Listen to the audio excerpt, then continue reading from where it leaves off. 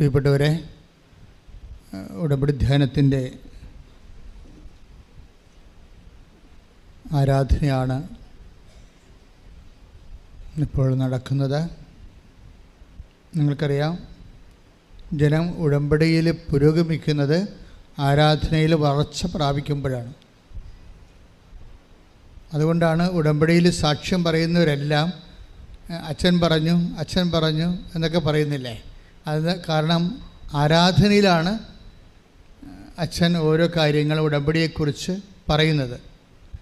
ഉടമ്പടി എങ്ങനെയാണ് ആക്ടിവേറ്റ് ചെയ്യിക്കേണ്ടത്, നമ്മുടെ വിഷയം ഉടമ്പടിക്ക് എങ്ങനെയാണ് അഭിമുഖമായിട്ട് വെക്കേണ്ടത്, വെക്കുമ്പോൾ നമ്മളതെങ്ങനെയാണ് ആ വിഷയത്തിന് മേൽ ദൈവിക ഇടപെടൽ ഉണ്ടാവുന്നത്, ദൈവിക ഇടപെടൽ ഉണ്ടാകുന്നതിന് വേണ്ടി നമ്മൾ എന്താണ് ചെയ്യേണ്ടത്, ഉടമ്പടി പ്രകാരം ഇങ്ങനെയുള്ള ഒരു ബിബ്ലിക്കൽ ടെക്നോളജിയാണ് ശരിക്കും ഉടമ്പടി ധ്യാനത്തിൻ്റെ കാത എന്ന് പറയുന്നത്.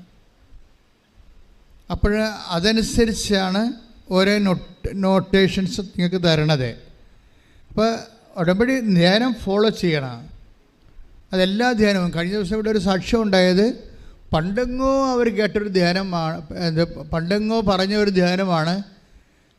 ഇപ്പോഴവർ കാഷ്വലായിട്ട് നോക്കിയപ്പോൾ അവർക്ക് അതിൻ്റെ അകത്തൊരു ഗെറ്റ് ത്രൂ കിട്ടി. അപ്പോൾ എല്ലാ ധ്യാനങ്ങളിലും ദൈവം അതിൻ്റെ ഗെറ്റ് ത്രൂ എന്ന് പറയുന്നത് എന്താണ്? പോംവഴി. നിങ്ങളുടെ ജീവിതത്തിൻ്റെ പ്രശ്നങ്ങളല്ലേ നമ്മൾ ഉടമ്പടിയിൽ കൈകാര്യം ചെയ്യുന്നത്. അപ്പോൾ നമ്മുടെ ജീവിതത്തിൻ്റെ പ്രശ്നങ്ങളുടെ പോംവഴികൾ, പരിഹാര മാർഗങ്ങൾ, നിർദ്ധാരണ സങ്കേതങ്ങൾ ഒക്കെ ബിബ്ലിക്കൽ ഫോർമുലയുണ്ട്. ഈ ബിബ്ലിക്കൽ ഫോർമുലയാണ് നിങ്ങൾക്ക് ഞാൻ വിശദീകരിച്ച് തരണത്. അതുകൊണ്ട് തന്നെ ഓരോ ഉടമ്പടി ധ്യാനവും തമ്മിൽ ഒരിക്കലും മിക്സ് ആകത്തില്ല.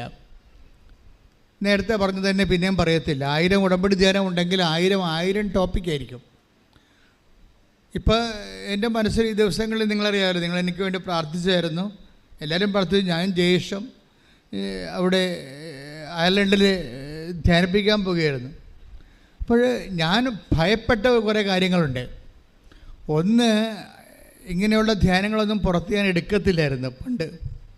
ഇപ്പോൾ എടുക്കാൻ തുടങ്ങി. ഇപ്പോൾ നമ്മളിത് കഴിയുമ്പോൾ ഇനി ഇസ്രയേലിലെ കർത്താവിൻ്റെ ജന്മസ്ഥലത്ത്, അതുപോലെ തന്നെ ഗലീലിയയിൽ ധ്യാനം എടുത്തിട്ടുണ്ട്, അതുപോലെ തന്നെ ജെറുസലേമിൽ ധ്യാനം എടുത്തിട്ടുണ്ട്, പിന്നെ ഇസ്രയേലിൻ്റെ തലസ്ഥാനത്ത് ധ്യാനമുണ്ട്. അപ്പോൾ പണ്ടെടുക്കത്തില്ലായിരുന്നു. എടുക്കാത്തതിൻ്റെ കാരണം 3-4 കാരണങ്ങളാണ്. ഒന്ന്, എനിക്ക് കർത്താവ് അനുവാദം തന്നിട്ടില്ലായിരുന്നു. രണ്ടാമത്തെ കാരണങ്ങളെല്ലാം എൻ്റെ ശാരീരിക മാനസിക പ്രശ്നങ്ങളാണ്.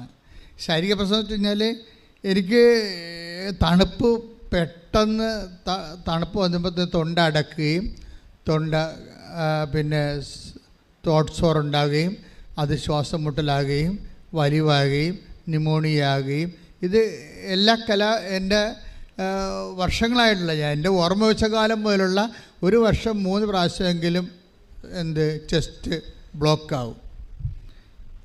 ചെറിയ ജലദോഷത്തെ തുടങ്ങിയിട്ട് ഇൻഫെക്ഷൻ കയറി, പിന്നെ പനിയായി, പിന്നെ ശ്വാസത്തിൽ കഫ തടസ്സം ഉണ്ടായി, അത് പഴുത്ത്, പിന്നെ കിടപ്പായി, പിന്നെ കുറേ നാൾ കഴിഞ്ഞാൽ പൊങ്ങി വരത്തുള്ളൂ. ഇതിപ്പോൾ തുടങ്ങിയതല്ല, വർഷങ്ങളായിട്ട് തുടങ്ങിയാണ്. ആദ്യം എനിക്കതിനെക്കുറിച്ച് ഭയങ്കര സങ്കടവും ഉത്കണ്ഠയ്ക്കായിരുന്നു. പിന്നെ കുറേ നാളായി കഴിഞ്ഞപ്പോഴെനിക്ക് മനസ്സിലായി, അതായത് നമ്മളൊരു ശുശ്രൂഷ ചെയ്യുമ്പോൾ അതിൻ്റെ പേയ്മെൻറ്റ് നമുക്കറിയാമല്ലോ, നിങ്ങൾക്കും ഉണ്ടാവും ആ പേയ്മെൻറ്റ്. ഉടമ്പടി എടുത്തു കഴിയുമ്പോൾ നിങ്ങളോർക്ക് ഉടമ്പടി എടുത്തു കഴിഞ്ഞപ്പോൾ ഞാൻ വണ്ടി ഇടിച്ചല്ല, ഉടമ്പടി എടുത്ത് കഴിഞ്ഞിട്ട് വണ്ടി ഇടിക്കത്തൊന്നുമില്ല, ഉടമ്പടി എടുത്തു കഴിഞ്ഞപ്പോൾ എനിക്ക് പാടുകേടായല്ല, ക്ഷീണമായല്ല എന്നൊക്കെ പറയുമ്പോൾ അതിൻ്റെ പേയ്മെൻറ്റാണത്. അപ്പം നിങ്ങൾ സന്തോഷിക്കണം. ബോധം ഉണ്ടെങ്കിൽ സന്തോഷിക്കണം, ബോധമില്ലെങ്കിൽ വേറെ വല്ല പണിക്കും പോകണം, ഉടമ്പടിക്കരുത്. കാര്യം ഇതിനെല്ലാം, അതായത് ദൈവം നമ്മളെ അനുഗ്രഹിക്കുന്നതിന് മുമ്പ് നമ്മുടെ സിറ്റുവേഷൻസ് വീക്കാക്കി കളയും. ദൈവം അതെല്ലാവരും അറിയണം, സിറ്റുവേഷൻസ് വീക്കാക്കി കളയും. ഇപ്പോൾ ഒരു പ്രശ്നവുമില്ല, നിങ്ങൾക്കൊരു ജോലി പ്രശ്നമേ ഉള്ളെന്ന് വിചാരിച്ചോ? ഒരു പ്രശ്നവുമില്ല, നിങ്ങൾക്കൊരു പ്രൊമോഷൻ പ്രശ്നമേ ഉള്ളൂ. ഒരു പ്രശ്നവുമില്ല, നിങ്ങൾക്കൊരു PR പ്രശ്നമേ ഉള്ളൂ.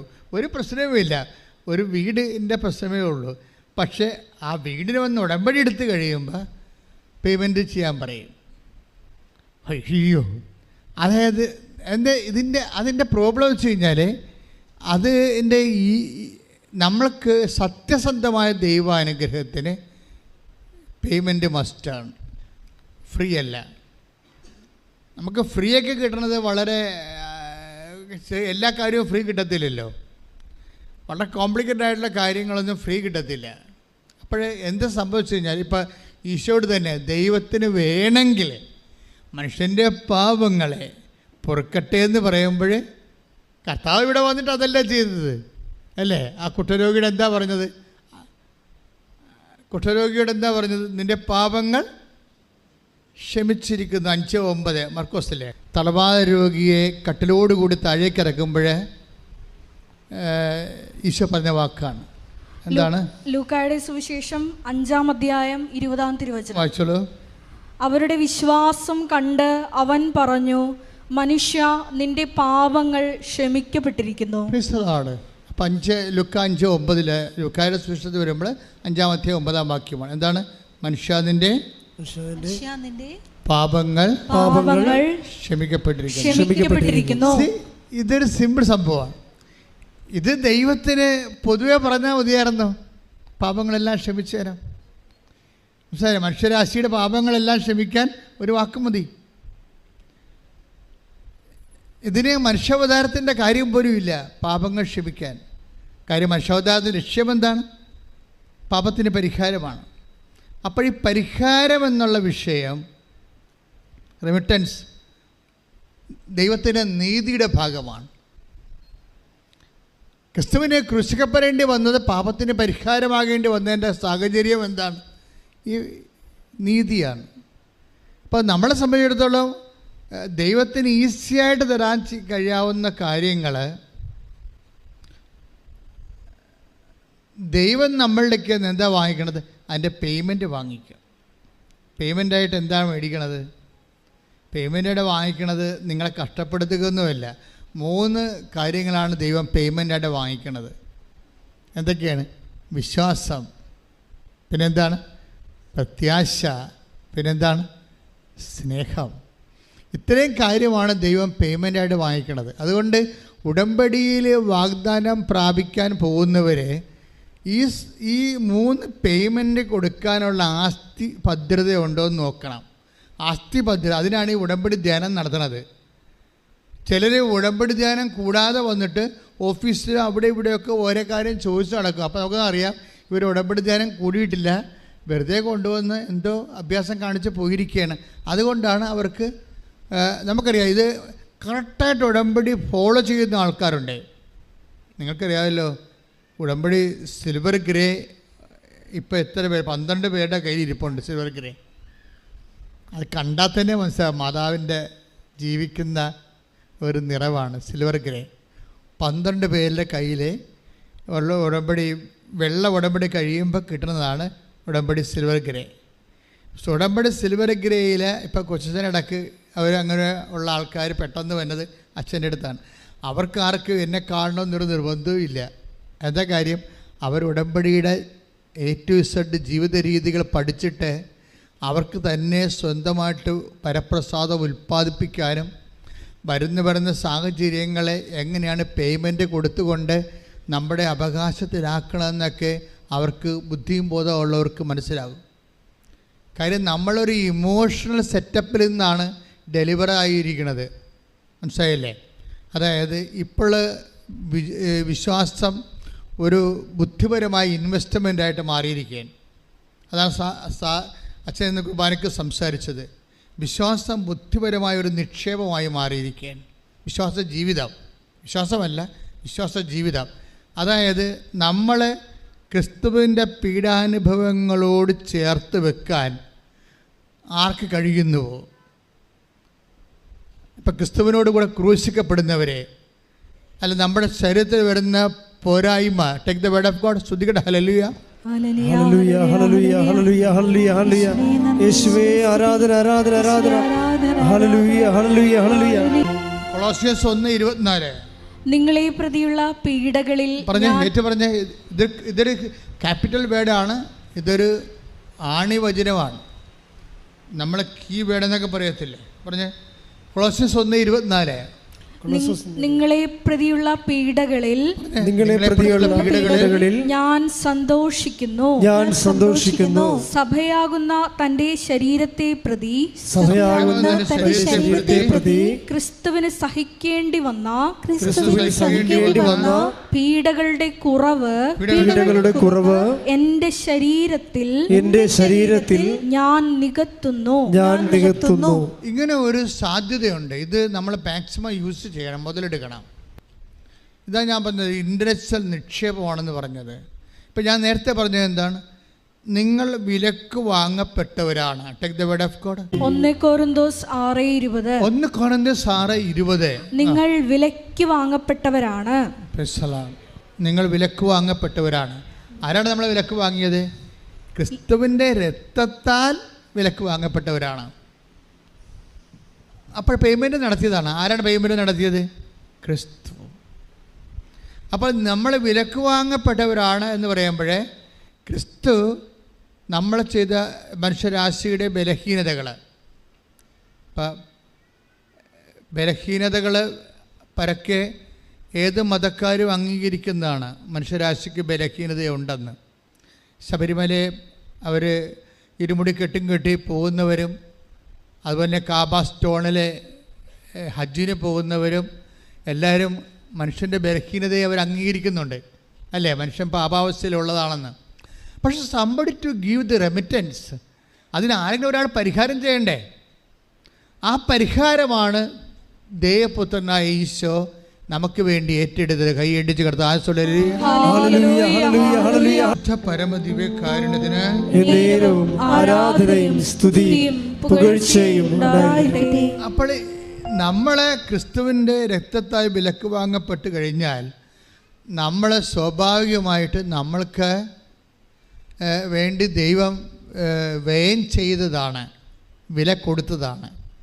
ഇത് ഘട്ടം ഘട്ടമായി നമുക്ക് തിരിച്ചു കൊടുക്കേണ്ടതാണുള്ള പ്രൊവിഷനുണ്ട്.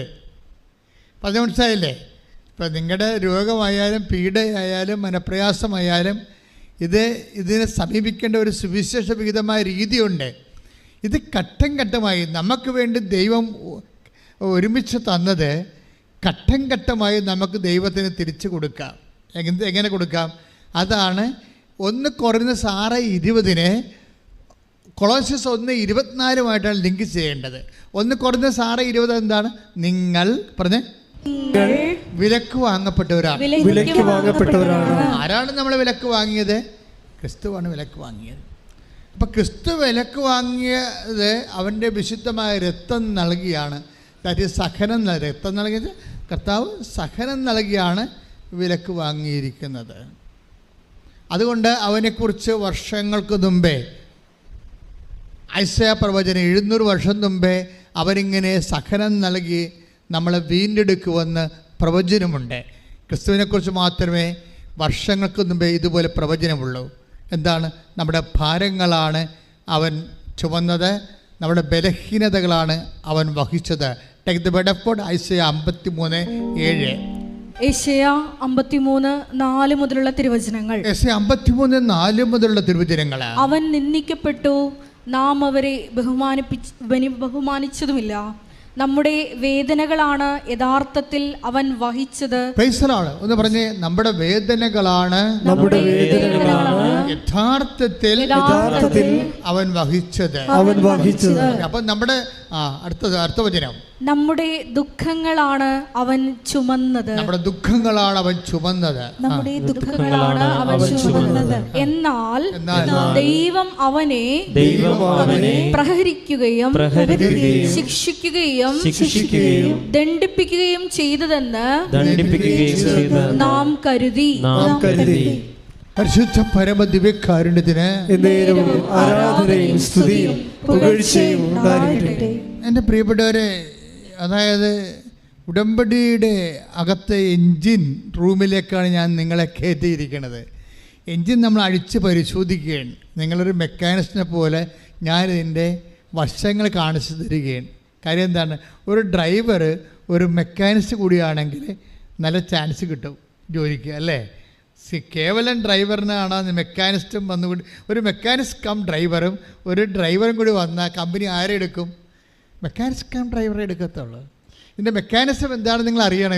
ഇതെങ്ങനെ വർക്കൗട്ട് ചെയ്യണത് നിങ്ങൾക്കറിയാമല്ലോ. ഇത് ക്രിസ്തുവിനോടുള്ള സ്നേഹത്തിലാണ് ഇത് വർക്കൗട്ട് ചെയ്യണത്. ഇതിൻ്റെ ഇന്ധനം അതാണ്. നമ്മൾ നടന്നു പോകുന്ന വഴികളെന്നൊക്കെ മനസ്സിലാക്കണം. ഇതിപ്പോൾ ഇതിൻ്റെ മെക്കാനിസം കൂടി നമ്മൾ പഠിക്കുകയും.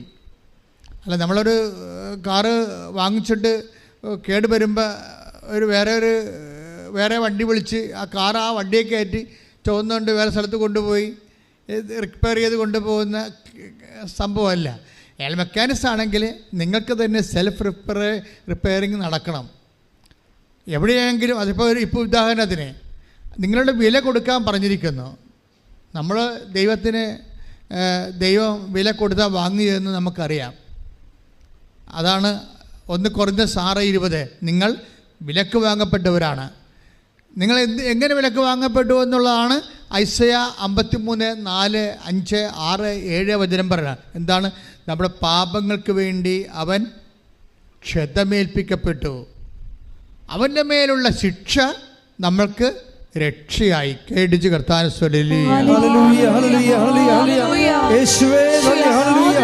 പരമദിവ്യകാരുണ്യത്തിന് ആരാധനയും സ്തുതിയും പുകഴ്ചയും ഉണ്ടാകട്ടെ. നിങ്ങൾ കൃപാസനം ധ്യാനമില്ലേ? കൃപാസനം ധ്യാനം, ഉടമ്പടി ധ്യാനത്തേക്ക് കാണുന്നതിൻ്റെ നിങ്ങൾക്ക് അറിയാവുന്നത് കരിസ്മാറ്റിക് വചന പ്രഘോഷങ്ങളല്ലേ അറിയാവുന്നത്.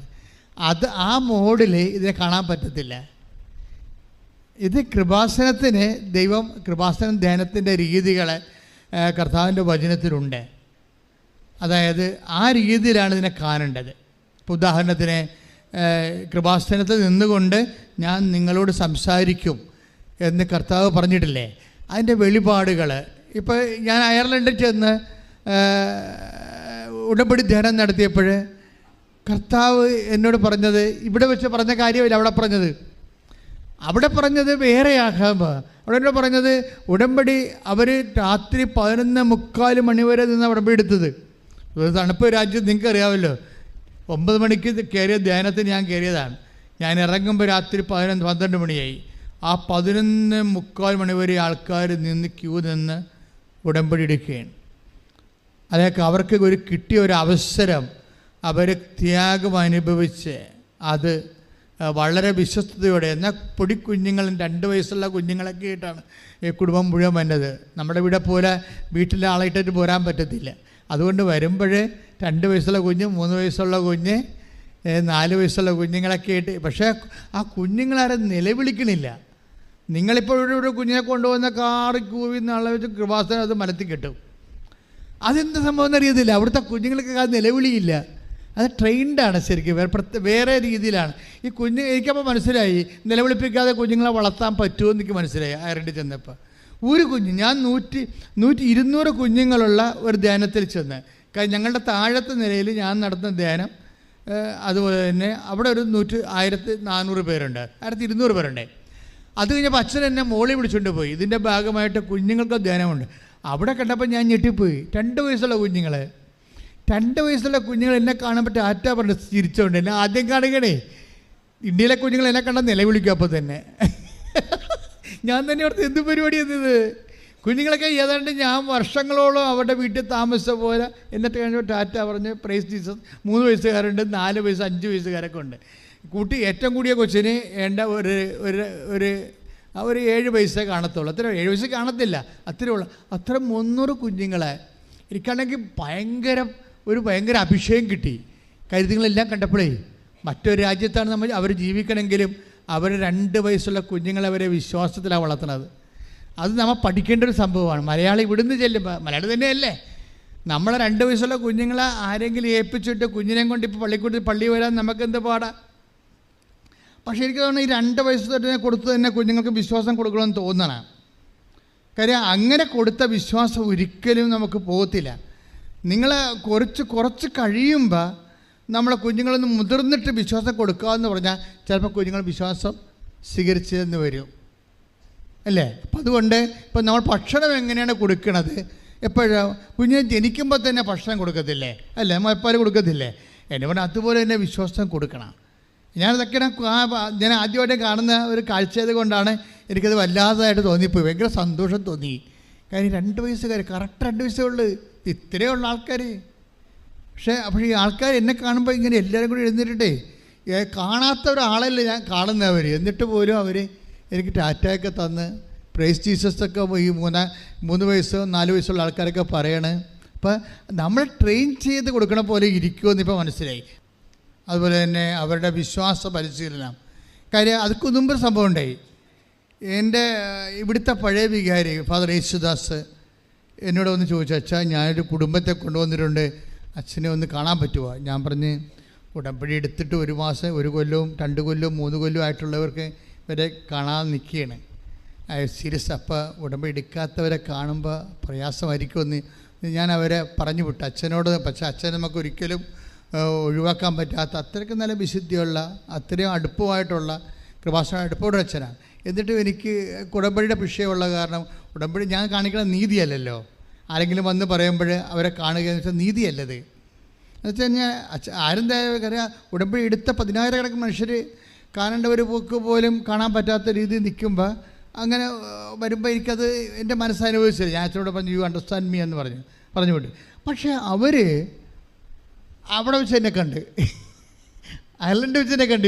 ഇവിടുന്ന് ഞാൻ പറഞ്ഞു വിട്ട് കഴിഞ്ഞ അടുത്ത് പറഞ്ഞു വിട്ട ഒരാൾക്കാരാണ്. പക്ഷേ അവരെ കണ്ടപ്പോൾ എനിക്കൊക്കെ സന്തോഷം തോന്നി. അവർ 2 സ്ഥലത്ത് വെച്ച് ഞാൻ കണ്ട്, നോക്കിൽ വെച്ചും കണ്ടു. എന്താ കഷ്ടം എന്നറിയാവോ? അവർക്ക് 10 കുഞ്ഞുങ്ങളുണ്ട്.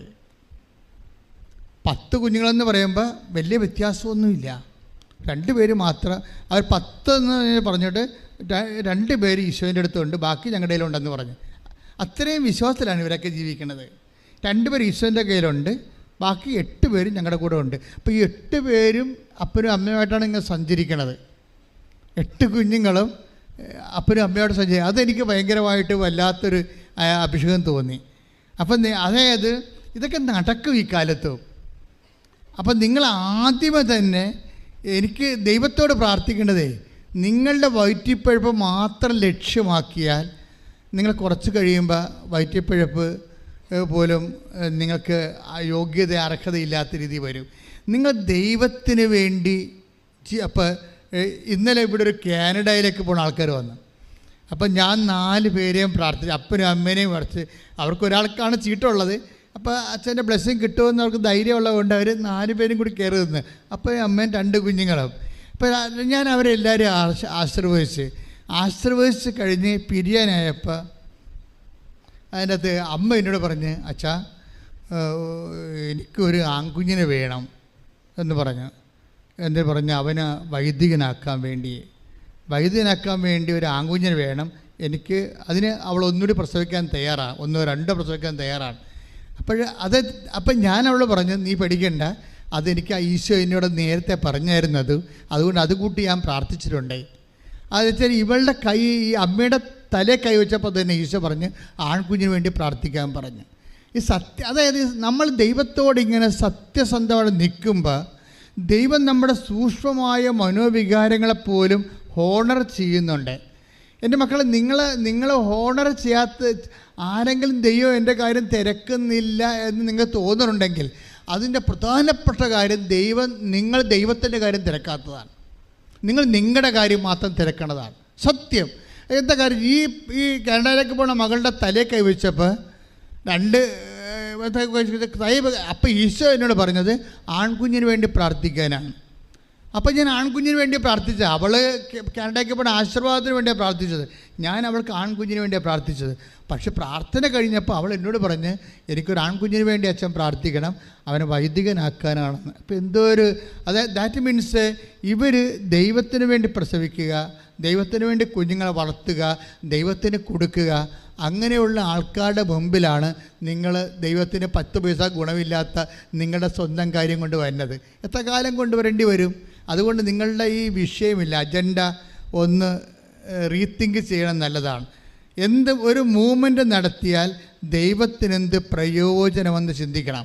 പ്രാർത്ഥിക്കുക. കർത്താവായ ദൈവമേ, കർത്താവായ ദൈവമേ, ഞാൻ എന്ത് മൂവ്മെന്റ് നടത്തിയാലും അവിടെയെല്ലാം നിനക്ക് ഒരു സ്പേസ് ഉള്ള രീതിയിൽ ചിന്തിക്കാൻ അത് നടപ്പിൽ വരുത്തുവാൻ എന്നെ റീഫോർമേറ്റ് ചെയ്യണമേ, എന്നെ പുനരുദ്ധരിക്കണമേ, പുനഃക്രമീകരിക്കണമേ. ശ്രദ്ധിക്കട്ടെ, നിങ്ങൾ ഇതൊക്കെ എടുക്കേണ്ടതുണ്ടല്ലോ. അതായത് ഉടമ്പടിയിൽ നിന്ന് കിട്ടുന്ന ഉൾക്കാഴ്ചകളെ അതെങ്ങനെ എടുക്കേണ്ടത്? അതായത് എടുക്കേണ്ടത് 25 പുറപ്പാടിന് 25 എടുത്ത് പുറപ്പാട് 25 ശ്രദ്ധിക്കട്ടെ. അവിടെ വെച്ച് ഞാൻ നിന്നെ കാണും. പറഞ്ഞ പുറപ്പാട് 25:22 അവിടെ വെച്ച് പറഞ്ഞ അവിടെ വെച്ച് ഞാൻ നിന്നെ കാണും. ഓക്കെ. കൃപാസനത്തിന് മുകളിൽ നിന്ന് സാക്ഷ്യപേടകത്തിന് മുകളിൽ ഈശോനെ വെച്ചിട്ടില്ല നമ്മള്. അതാണ് എൻ്റെ ഈ വചനത്തിൽ നിന്ന് അത് എടുത്തത്. അതായത് ഈശോ വചനം ഇവിടെയും ആ ഒരു ചിന്തയിലാണ് ഈശോയെ വെച്ചിരിക്കുന്നത്. കെരൂബുകളുടെ നടുവിൽ നിന്ന് ഞാൻ നിന്നോട് സംസാരിക്കും. അപ്പം കൃപാസനത്തിൻ്റെ ധ്യാന ശുശ്രൂഷകളെ ഒരു കരിസ്മാറ്റിക് ധ്യാനമായിട്ടല്ല കാണേണ്ടത്, മറിച്ച് നിങ്ങളുടെ ജീവിതത്തിന് ദൈവത്തോട് ഉടമ്പടി ചെയ്ത വ്യക്തികളോടുള്ള ദൈവത്തിൻ്റെ ഒരു സംവേദനമായിട്ടാണ് കാണേണ്ടത്. ഈശോയുടെ വചനങ്ങൾ അവൻ പറയണത് നമ്മൾ നടപ്പിൽ വരുത്തിക്കണം. അവൻ പറയണതേ നടപ്പിൽ വരുത്താവൂ. അവൻ പറയുന്നത് ശ്രദ്ധിക്കണം. നമ്മൾ മോസസിന് ഇത്തിരി ശ്രദ്ധ കുറഞ്ഞു പോയി, അത് കാരണമാണ് വാഗ്ദാനം പ്രാപിക്കാതെ വന്നത്, അല്ലേ? അത് വചനം എഴുതിയിട്ടുണ്ടല്ലോ, നിയമാവർത്തനം 32 51 മുതൽ 52 വരെ. എന്തെന്നാൽ സിൻ മരുഭൂമിയിൽ കാദേശിലെ മെരീബ ജലാശയത്തിന് സമീപം ഇസ്രായേൽ ജനത്തിന്റെ മുൻപിൽ വച്ച് നീ എന്നോട് അവിശ്വസ്തമായി പെരുമാറി എന്റെ പരിശുദ്ധിക്ക് നീ സാക്ഷ്യം നൽകിയില്ല. ഇസ്രായേൽ ജനത്തിന് ഞാൻ നൽകുന്ന ആ ദേശം നീ കണ്ടുകൊള്ളുക, എന്നാൽ നീ അവിടെ പ്രവേശിക്കുകയില്ല.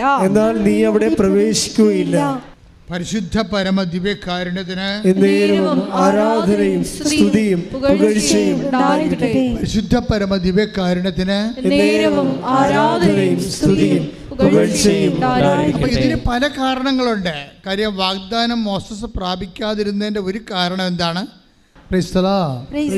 പ്രവേശിക്കാതിരിക്കാൻ കുറെ കാരണങ്ങളുണ്ട്. എന്നൊക്കെ ഈ കൽപ്പന കൊടുത്ത മോസസ് പോലും വാഗ്ദാനം പ്രാപിക്കുന്നില്ല. അതാണ് ഇതിൻ്റെ അകത്ത് ഒരു ദുരന്തം എന്ന് പറയുന്നത്.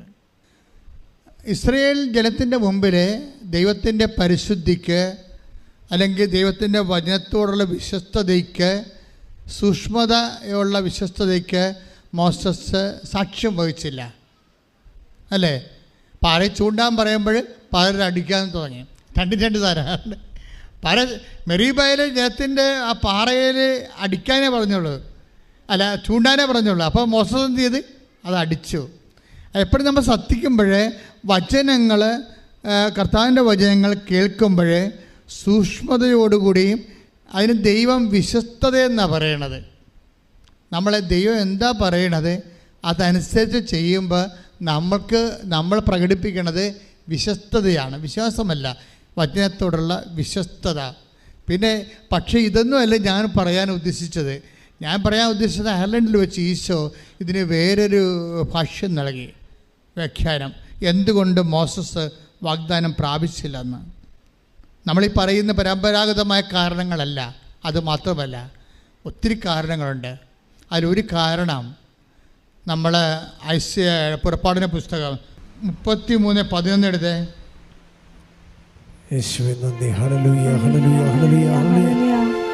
പുറപ്പാട് 33:11. സ്നേഹിതനോടെന്ന പോലെ കർത്താവ് മോശയോട് മുഖാഭിമുഖം സംസാരിച്ചിരുന്നു. അതിനുശേഷം മോശ പാളയത്തിലേക്ക് മടങ്ങിപ്പോകും. എന്നാൽ അവൻ്റെ സേവകനും നൂനിൻ്റെ പുത്രനുമായ ജോഷുവ എന്ന യുവാവ് കൂടാരത്തെ വിട്ടുപോയിരുന്നില്ല. ഇവിടെയാണ് പ്രോബ്ലം വരുന്നത്. കണ്ടാ, ഇത് നിങ്ങൾ ശ്രദ്ധിക്കണം. ഉടമ്പടിയിൽ നിങ്ങൾ നാളെ വാഗ്ദാനം പ്രാപിക്കാൻ ഉദ്ദേശിക്കുന്നുണ്ടെങ്കിൽ മോസസിന് കൈമോശം വന്ന ഈ വിഷയം നിങ്ങൾ തിരുത്തേണ്ടി വരും. എന്താ നമ്മുടെ പുറപ്പാട് 11 വായിച്ചു, പുറപ്പാട് 31:11 വായിച്ചേ. സ്നേഹിതനോടെന്ന പോലെ പറഞ്ഞേ, സ്നേഹിതനോടെന്നപോലെ കർത്താവ് മോശയോട് മുഖാഭിമുഖം സംസാരിച്ചിരുന്നു. അതിനുശേഷം മോശ പാളയത്തിലേക്ക് മടങ്ങിപ്പോകും. എന്നാൽ അവന്റെ സേവകനും നൂനിന്റെ പുത്രനുമായ ജോഷുവ എന്ന യുവാവ് കൂടാരത്തെ വിട്ടുപോയിരുന്നില്ല. എൻ്റെ മക്കളെ, ഇതിൻ്റെ മുഴുവൻ രഹസ്യം ഇരിക്കുന്നത് ഈ വചനത്തിലാണ്. മോസസ് എന്തുകൊണ്ട് വാഗ്ദാനം പ്രാപിച്ചില്ല? അത് കാരണം ദൈവം ഉദ്ദേശിച്ചിരുന്നത് മോസസിന് കാര്യങ്ങൾ അറിയാവുന്ന ആളാണ്. പക്ഷേ കാര്യം അറിയാവുന്ന ആൾ അറിയുന്ന കാര്യങ്ങളെ പ്രയോഗിക്കുന്നതിൽ സൂക്ഷ്മത പിഴവ് വരുന്നുണ്ട്. മോസസിൻ്റെ കാര്യങ്ങൾ അറിയാം. എന്താ അറിയാവുന്നത്? പുറപ്പാട് 14:14 എടുത്തേ. പുറപ്പാട് 14:14 പറഞ്ഞേ, വായിച്ചേ. കർത്താവ് നിങ്ങൾക്ക് വേണ്ടി യുദ്ധം ചെയ്തുകൊള്ളും. നിങ്ങൾ ശാന്തരായിരുന്നാൽ മതി. അപ്പോഴേ വാഗ്ദാനം പ്രാപിക്കുന്നതിലുള്ള ഒരു പ്രാർത്ഥനാനിർഭരമായ ശാന്തത ഇതിൻ്റെ ഒരു പ്രീ റെക്വിസിറ്റാണ്. മനസ്സിലായേ? വെകിളി പിടിച്ച് ശാന്തപ്പെട്ട് നടന്നില്ലല്ലോ, ഒത്തില്ലല്ലോ, പിന്നെയും തോറ്റല്ല എന്ന് പറഞ്ഞ് ചില പ്രാന്തികൾ നടക്കണില്ലേ? അയ്യോ, ഞാൻ ഉടമ്പടി എടുത്തില്ല, ഞാൻ ഇനി എന്താണ് കുഴപ്പം സംഭവിച്ചത്, നടന്നില്ലല്ല, ഓഫർ ലെറ്റർ വന്നില്ല എന്ന് പറഞ്ഞ് വെകിളിയും പിടിച്ച് നടക്കണില്ലേ? ഈ വെകിളിക്കാർ ശ്രദ്ധിക്കും. ഇതിനൊരു പ്രാർത്ഥനാ നിർഭരമായ, നിങ്ങളെപ്പോഴും ഓഫർ ലെറ്റർ അല്ലെങ്കിൽ വിസ എന്ന് പറഞ്ഞുകൊണ്ട് ഇങ്ങനെ പ്രാന്തി പിടിച്ച് കമ്പ്യൂട്ടറായിട്ട് ഇങ്ങനെ കണ്ണ് തള്ളിപ്പോയി നോക്കിയിട്ട് കാര്യമില്ല. മര്യാദയ്ക്ക് നിങ്ങൾ ഉടമ്പടി ചെയ്ത് ജീവിതത്തെ നോക്കണം. ഇവിടെ എന്താ സംഭവിച്ചിരിക്കുന്നത്? ഓരോ വിഷയത്തിൽ അങ്ങനെയാണ് ഉടമ്പടിക്ക്. അതിൻ്റെതായിട്ടുള്ള ഒരു പ്രാർത്ഥനാ നിർഭരമായ ശാന്തതയുണ്ട്. എന്താ പുറപ്പാട് 14:14 എന്താ പറയണത്? കർത്താവ് നിങ്ങൾക്ക് വേണ്ടി യുദ്ധം ചെയ്യും. നിങ്ങൾ ശാന്തരായി ഇരുന്നാൽ മതി. അതായത് എവിടെ ഇരിക്കണം? കലിങ്ങ കുത്തിരിക്കണം. വല്ലയിടത്തും പോയിരുന്നൊരു കാര്യമില്ല. കർത്താവിൻ്റെ കൂടെ ഇരിക്കണം. അല്ലാതെ മകളെ കെട്ടിച്ച് വീട്ടിൽ പോയിരിക്കരുത്. എവിടെ ഇരിക്കണം നോക്കണം നിങ്ങൾ. ഇവിടുത്തെ പ്രശ്നം മുഴുവൻ ഇരിപ്പ് ദോഷമാണല്ല. നമ്മൾ ഈ തലക്ക ദോഷം പോലെ വന്നിരിക്കേണ്ട ഒരു കുഴപ്പമാണ് ഇരിപ്പ് ദോഷം. എവിടെയാണ് ഇരിക്കണം എന്ന് നോക്കണം നിങ്ങൾ. അതായത് കർത്താവിൻ്റെ അടുത്ത് ഇരിക്കണമെന്നാണ് ഉദ്ദേശിക്കുന്നത്. എന്ന് വെച്ചാൽ മനസ്സുകൊണ്ട്. നമുക്കെപ്പോഴും പള്ളിയിൽ പോയി ഇരിക്കാൻ പറ്റുമോ? മനസ്സുകൊണ്ട്. ഇപ്പോൾ ഞാനും കൊച്ചതിനും കൂടി ഇരുന്ന് കഴിഞ്ഞാൽ, അല്ലെങ്കിൽ ഞാനും ജോമളും കൂടി ഇരുന്ന് കഴിഞ്ഞാൽ, ഞങ്ങൾ മൂന്നും കൂടി ഇരുന്നാൽ പതുമുക്കെ ഞങ്ങൾ സംസാരിക്കുന്നത് കർത്താവിൻ്റെ കാര്യങ്ങളാണ് സംസാരിക്കുന്നത്. ഞങ്ങളൊരു പള്ളിയിൽ പോയി ഇരിക്കുകയല്ല. എപ്പോൾ സംസാരിച്ചാലും കാറിൽ പോയാലും കർത്താവിൻ്റെ കാര്യം സംസാരിച്ചുകൊണ്ടിരിക്കും. കർത്താവിൻ്റെ എങ്ങനെ ജീവിക്കണത്. അപ്പം അച്ഛൻ സംശയങ്ങൾ ചോദിക്കും, ഞാൻ നിവാരണം ചെയ്യും, പിന്നെ ഞാൻ സ്റ്റേറ്റ്മെൻറ്റ് പറയും, പിന്നെ അനുഭവങ്ങൾ പറയും. ഇങ്ങനെ നമ്മൾ ഇരിക്കുകയാണ് കർത്താവിൻ്റെ കൂടെ. മനസ്സിലായി? അതുപോലെ നിങ്ങളും ഉടമ്പടി ധ്യാനം കൂടിയും അതെന്താണെന്ന് നോക്കിയും അതിൻ്റെ വശങ്ങൾ മനസ്സിലാക്കിയും പ്രാർത്ഥിച്ച് നോക്കിയും മാതാവിനോട് പ്രാർത്ഥിച്ചും നിങ്ങൾ ആവശ്യമില്ലാത്ത വെകിളി കാണിക്കരുത്. വെകിളി ദൈവത്തിന് ഇഷ്ടമില്ലാത്ത സംഭവമാണ്. വ്യഗ്രതയില്ലേ ആൾക്കാരുടെ നമുക്ക് നിങ്ങൾ ഇങ്ങനെ വ്യഗ്രത കാണിക്കുമ്പോൾ ദൈവം എന്താ സംഭവിക്കാമെന്നറിയാമോ? ഡാമേജ് ആകണത് എന്തൊക്കെയാണ്? നമ്മൾ വ്യഗ്രത കാണിക്കുമ്പോൾ ഡാമേജ് ആകണത് വിശ്വാസം ഡാമേജ് ആകും, പ്രത്യാശ ഡാമേജ് ആകും, അതുപോലെ തന്നെ ദൈവസ്നേഹവും ഡാമേജ് ആകും. അതുകൊണ്ടാണ് ഈശോ പറഞ്ഞത് ഉത്കണ്ഠ, വ്യഗ്രത എന്ന് പറയുന്നത് സുഖലോലുപത, മദ്യാസക്തി, ജീവിത വ്യഗ്രത. Take the word of God. ശ്രദ്ധിക്കട്ടെ. ഹല്ലേലൂയ, ഹല്ലേലൂയ, ഹല്ലേലൂയ, ഹല്ലേലൂയ, ഹല്ലേലൂയ, യേശുവേ നന്ദി. ഹല്ലേലൂയ, ഹല്ലേലൂയ,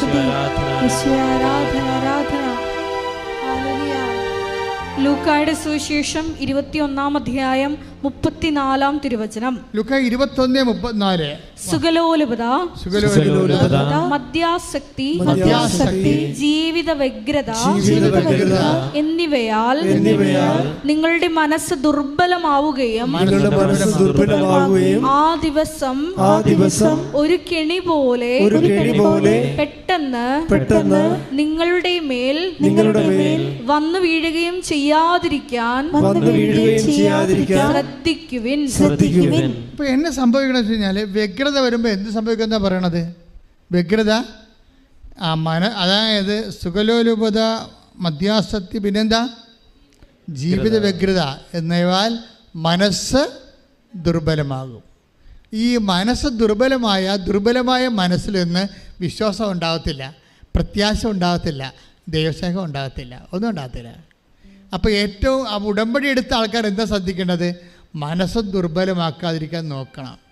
പിടിയാ എന്ന് പറഞ്ഞേ. ഉടമ്പടി എടുത്ത ആൾക്കാർ എന്താ ചെയ്യേണ്ടത്? മനസ്സ് ദുർബലമാക്കരുത്. മനസ്സ് ദുർബലമാകണം. എന്തൊക്കെ കൊണ്ടാണ്? ആസക്തികൾ കൊണ്ടാണ് ദുർബലത ഉണ്ടാകുന്നത്. ആസക്തികൾ എന്തൊക്കെയാണ്? ഇപ്പം സുഖലോലുപത, അത് ഭയങ്കര ഒരു ആസക്തിയാണ്. എപ്പോഴും നല്ല ഭക്ഷണം കഴിക്കണം, നന്നായിട്ട് ഉറങ്ങണം, നന്നായിട്ട് ആൾക്കാരുമായിട്ട് ജോളിയായിട്ട് പോകണം, സിനിമ കാണണം.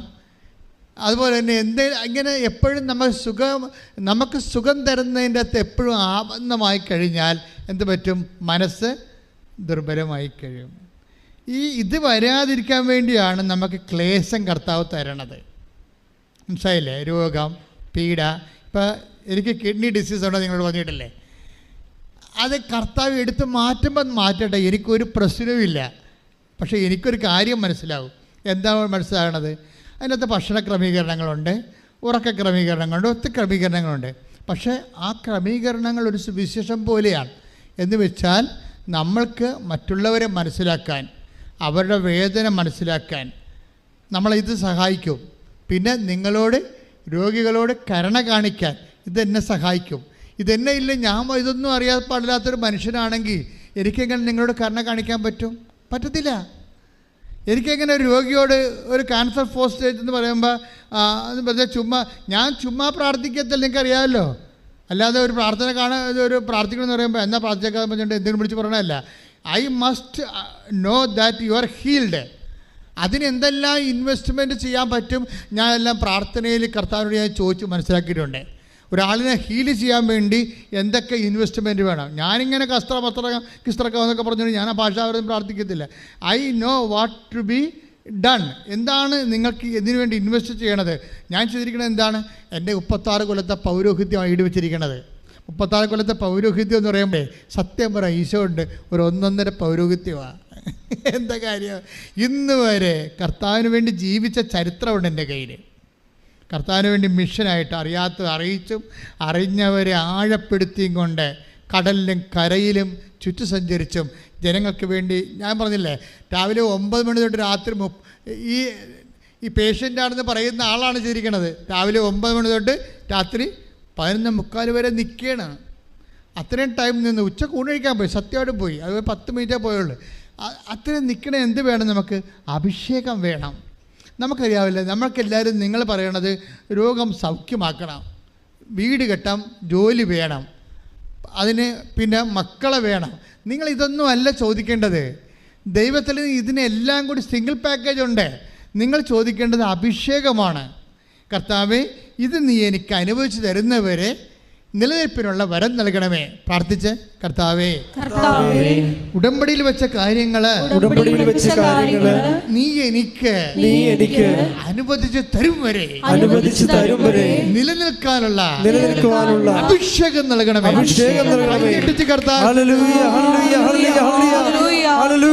അപ്പൊ ദൈവമായിട്ടുള്ള ഇടപാടിന്റെ ഒരു ഡീലിങ്സ് മനസ്സിലായില്ലേ? ഇപ്പൊ ക്രിസ്തുവിന്റെ പീഡാനുഭവത്തിന്റെ മുദ്ര എൻ്റെ ശരീരത്തിലുണ്ട്. ക്ലിയർ അല്ലേ? അത് രോഗമായിട്ട് 1 2 3 ഉണ്ട്. ഈ ശ്വാസകോശ രോഗമൊക്കെ ഞാൻ ഇവിടെ നിന്ന് വണ്ടി കയറിയപ്പോൾ തന്നെ കർത്താവ് ബ്ലോക്ക് ചെയ്തു. അവിടെ ഒന്നും ഉണ്ടായില്ലേ, ഇവിടെ വന്നപ്പോൾ തിരിച്ചുണ്ടായി. അത് ബ്ലോക്ക് ചെയ്ത് കളഞ്ഞ്. അതെല്ലാവരും നിങ്ങളെല്ലാവരുടെയും പ്രാർത്ഥന, എൻ്റെ പേഴ്സണൽ സ്റ്റാഫിൻ്റെ പ്രാർത്ഥന എല്ലാം കൊണ്ട്, അത് ഇവിടുത്തെ സ്റ്റാഫിൻ്റെ പ്രാർത്ഥന കൊണ്ട് കർത്താവ് ബ്ലോക്ക് ചെയ്ത് എനിക്ക് ഒരു ശ്വാസം മുട്ടലും ഉണ്ടായിട്ടില്ല. നല്ല മഴയും തണുപ്പുമുള്ള സമയത്ത് ഞാൻ പോയ സ്ഥലത്ത് അവിടെ പോയായിരുന്നു. എന്തുണ്ടായില്ല, അത് കർത്താവാണ് തീരുമാനിക്കുന്നത് ഉണ്ടാകണോ ഉണ്ടാകേണ്ടതെന്ന്. മനസ്സിലായ? അതേസമയത്ത് നമ്മൾ വിചാരിക്കേണ്ട കാര്യം, ദൈവം നമ്മുടെ നീതിയെ ചെയ്യത്തുള്ളൂ. നിങ്ങൾ എന്താ ചെയ്യണമെന്ന് വെച്ചാൽ കലർപ്പില്ലാതെ, സംശയമില്ലാതെ. സംശയമാണ് നമ്മുടെ മനസ്സിനെ ദുർബലമാക്കണത്. അത് ആണ് ട്രീറ്റ്മെൻറ്റ് ചെയ്യേണ്ട ഒരു സബ്ജക്റ്റ്. ഇപ്പം 10 ദിവസം നടന്നു വന്നില്ലേ കടലിലൂടെ, അപ്പോൾ കർത്താവ് അവൻ താഴ്ന്നു പോയില്ലേ? എന്തുകൊണ്ടാണ് താഴ്ന്നു പോയത്? അല്പവിശ്വാസി, നീ സംശയിച്ച. Take the word of God. ശ്രദ്ധിക്കട്ടെ. ഹല്ലേലൂയ, ഹല്ലേലൂയ, ഹല്ലേലൂയ, ഹല്ലേലൂയ, ഹല്ലേലൂയ. യേശുവേ നന്ദി. ഹല്ലേലൂയ, ഹല്ലേലൂയ, ഹല്ലേലൂയ. മത്തായി 14:31. മത്തായി 16:31. 14:31. ഉടനെ യേശു കൈ നീട്ടി അവനെ പിടിച്ചുകൊണ്ട് പറഞ്ഞു, പതിനാലല്ലേ? മത്തായി 14:31. ശ്രദ്ധിക്കട്ടെ. ഹല്ലേലൂയ, ഹല്ലേലൂയ, ഹല്ലേലൂയ. യേശു കൈ നീട്ടി അവനെ പിടിച്ചുകൊണ്ട് പറഞ്ഞു. യേശു കൈ നീട്ടി അവനെ പിടിച്ചുകൊണ്ട് പറഞ്ഞു, അല്പവിശ്വാസി, നീ സംശയിച്ചതെന്തിന്? അപ്പൊ ഈ അല്പവിശ്വാസം ആണ് എന്ത് ചെയ്യണത്? മനസ്സിനെ ദുർബലമാക്കുന്നത്. അല്പവിശ്വാസം കൊണ്ടാണ് സംശയം വരണത്. ഇപ്പം വ്യഗ്രതയും നേരത്തെ കണ്ടത് എന്താണ്? മനസ്സ് ദുർബലമാകണത് എന്താണ്? വ്യഗ്രത അല്ലേ? 21 ലൂക്കാന്റെ സുവിശേഷം 21:14. സുഖലോലുപത, മദ്യാസക്തി, ജീവിത വ്യഗ്രത എന്നിവ മനസ്സ് ദുർബലമാകും. അപ്പോൾ വ്യഗ്രത ഒരു പ്രശ്നമാണ്. വ്യഗ്രതയും അതേസമയം പിന്നെ എന്താണ്? സംശയവും. ഈ 2 സംഭവം നമ്മൾ ട്രീറ്റ് ചെയ്യേണ്ട രോഗങ്ങളാണ്, വ്യഗ്രതയും സംശയവും. നിങ്ങൾ ശരിക്കും പറഞ്ഞാൽ ഉടമ്പടിയുടെ ആദ്യ കാലങ്ങളിലൊക്കെ ശരിക്കും ഗൺ പോയിൻ്റ് കൊണ്ടുവരേണ്ടത് വ്യഗ്രതയും അതുപോലെ തന്നെ സംശയത്തെയുമാണ് ചികിത്സിക്കേണ്ടത്. പ്രാർത്ഥിക്കുക. കർത്താവ് ദൈവമേ, എൻ്റെ ജീവിതത്തിലുള്ള വ്യഗ്രതയെയും സംശയത്തെയും നിന്റെ വിശുദ്ധമായ രക്തത്താൽ കഴുകി നീ വിശുദ്ധീകരിച്ച്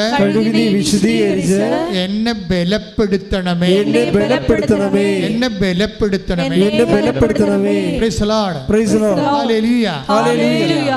ബലപ്പെടുത്തണമെങ്കിൽ നമ്മൾ എന്ത് ചെയ്യണം?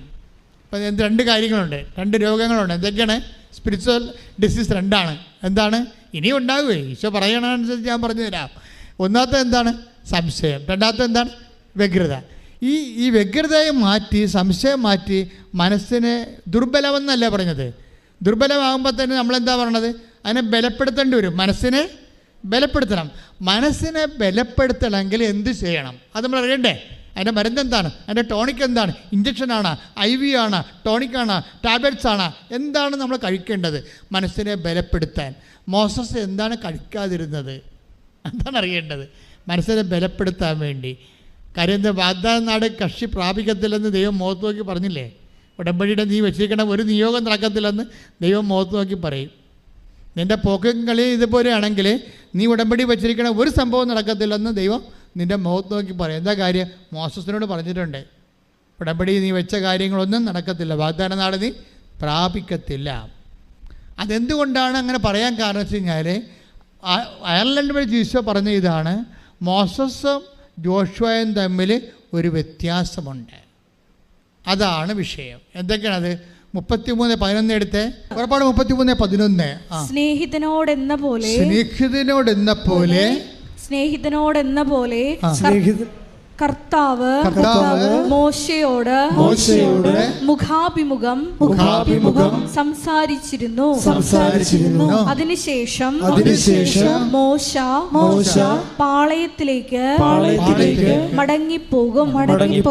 എന്നാൽ അവന്റെ സേവകനും നൂനിന്റെ പുത്രനുമായ ജോഷുവ എന്ന യുവാവ് കൂടാരത്തെ വിട്ടുപോയിരുന്നില്ല.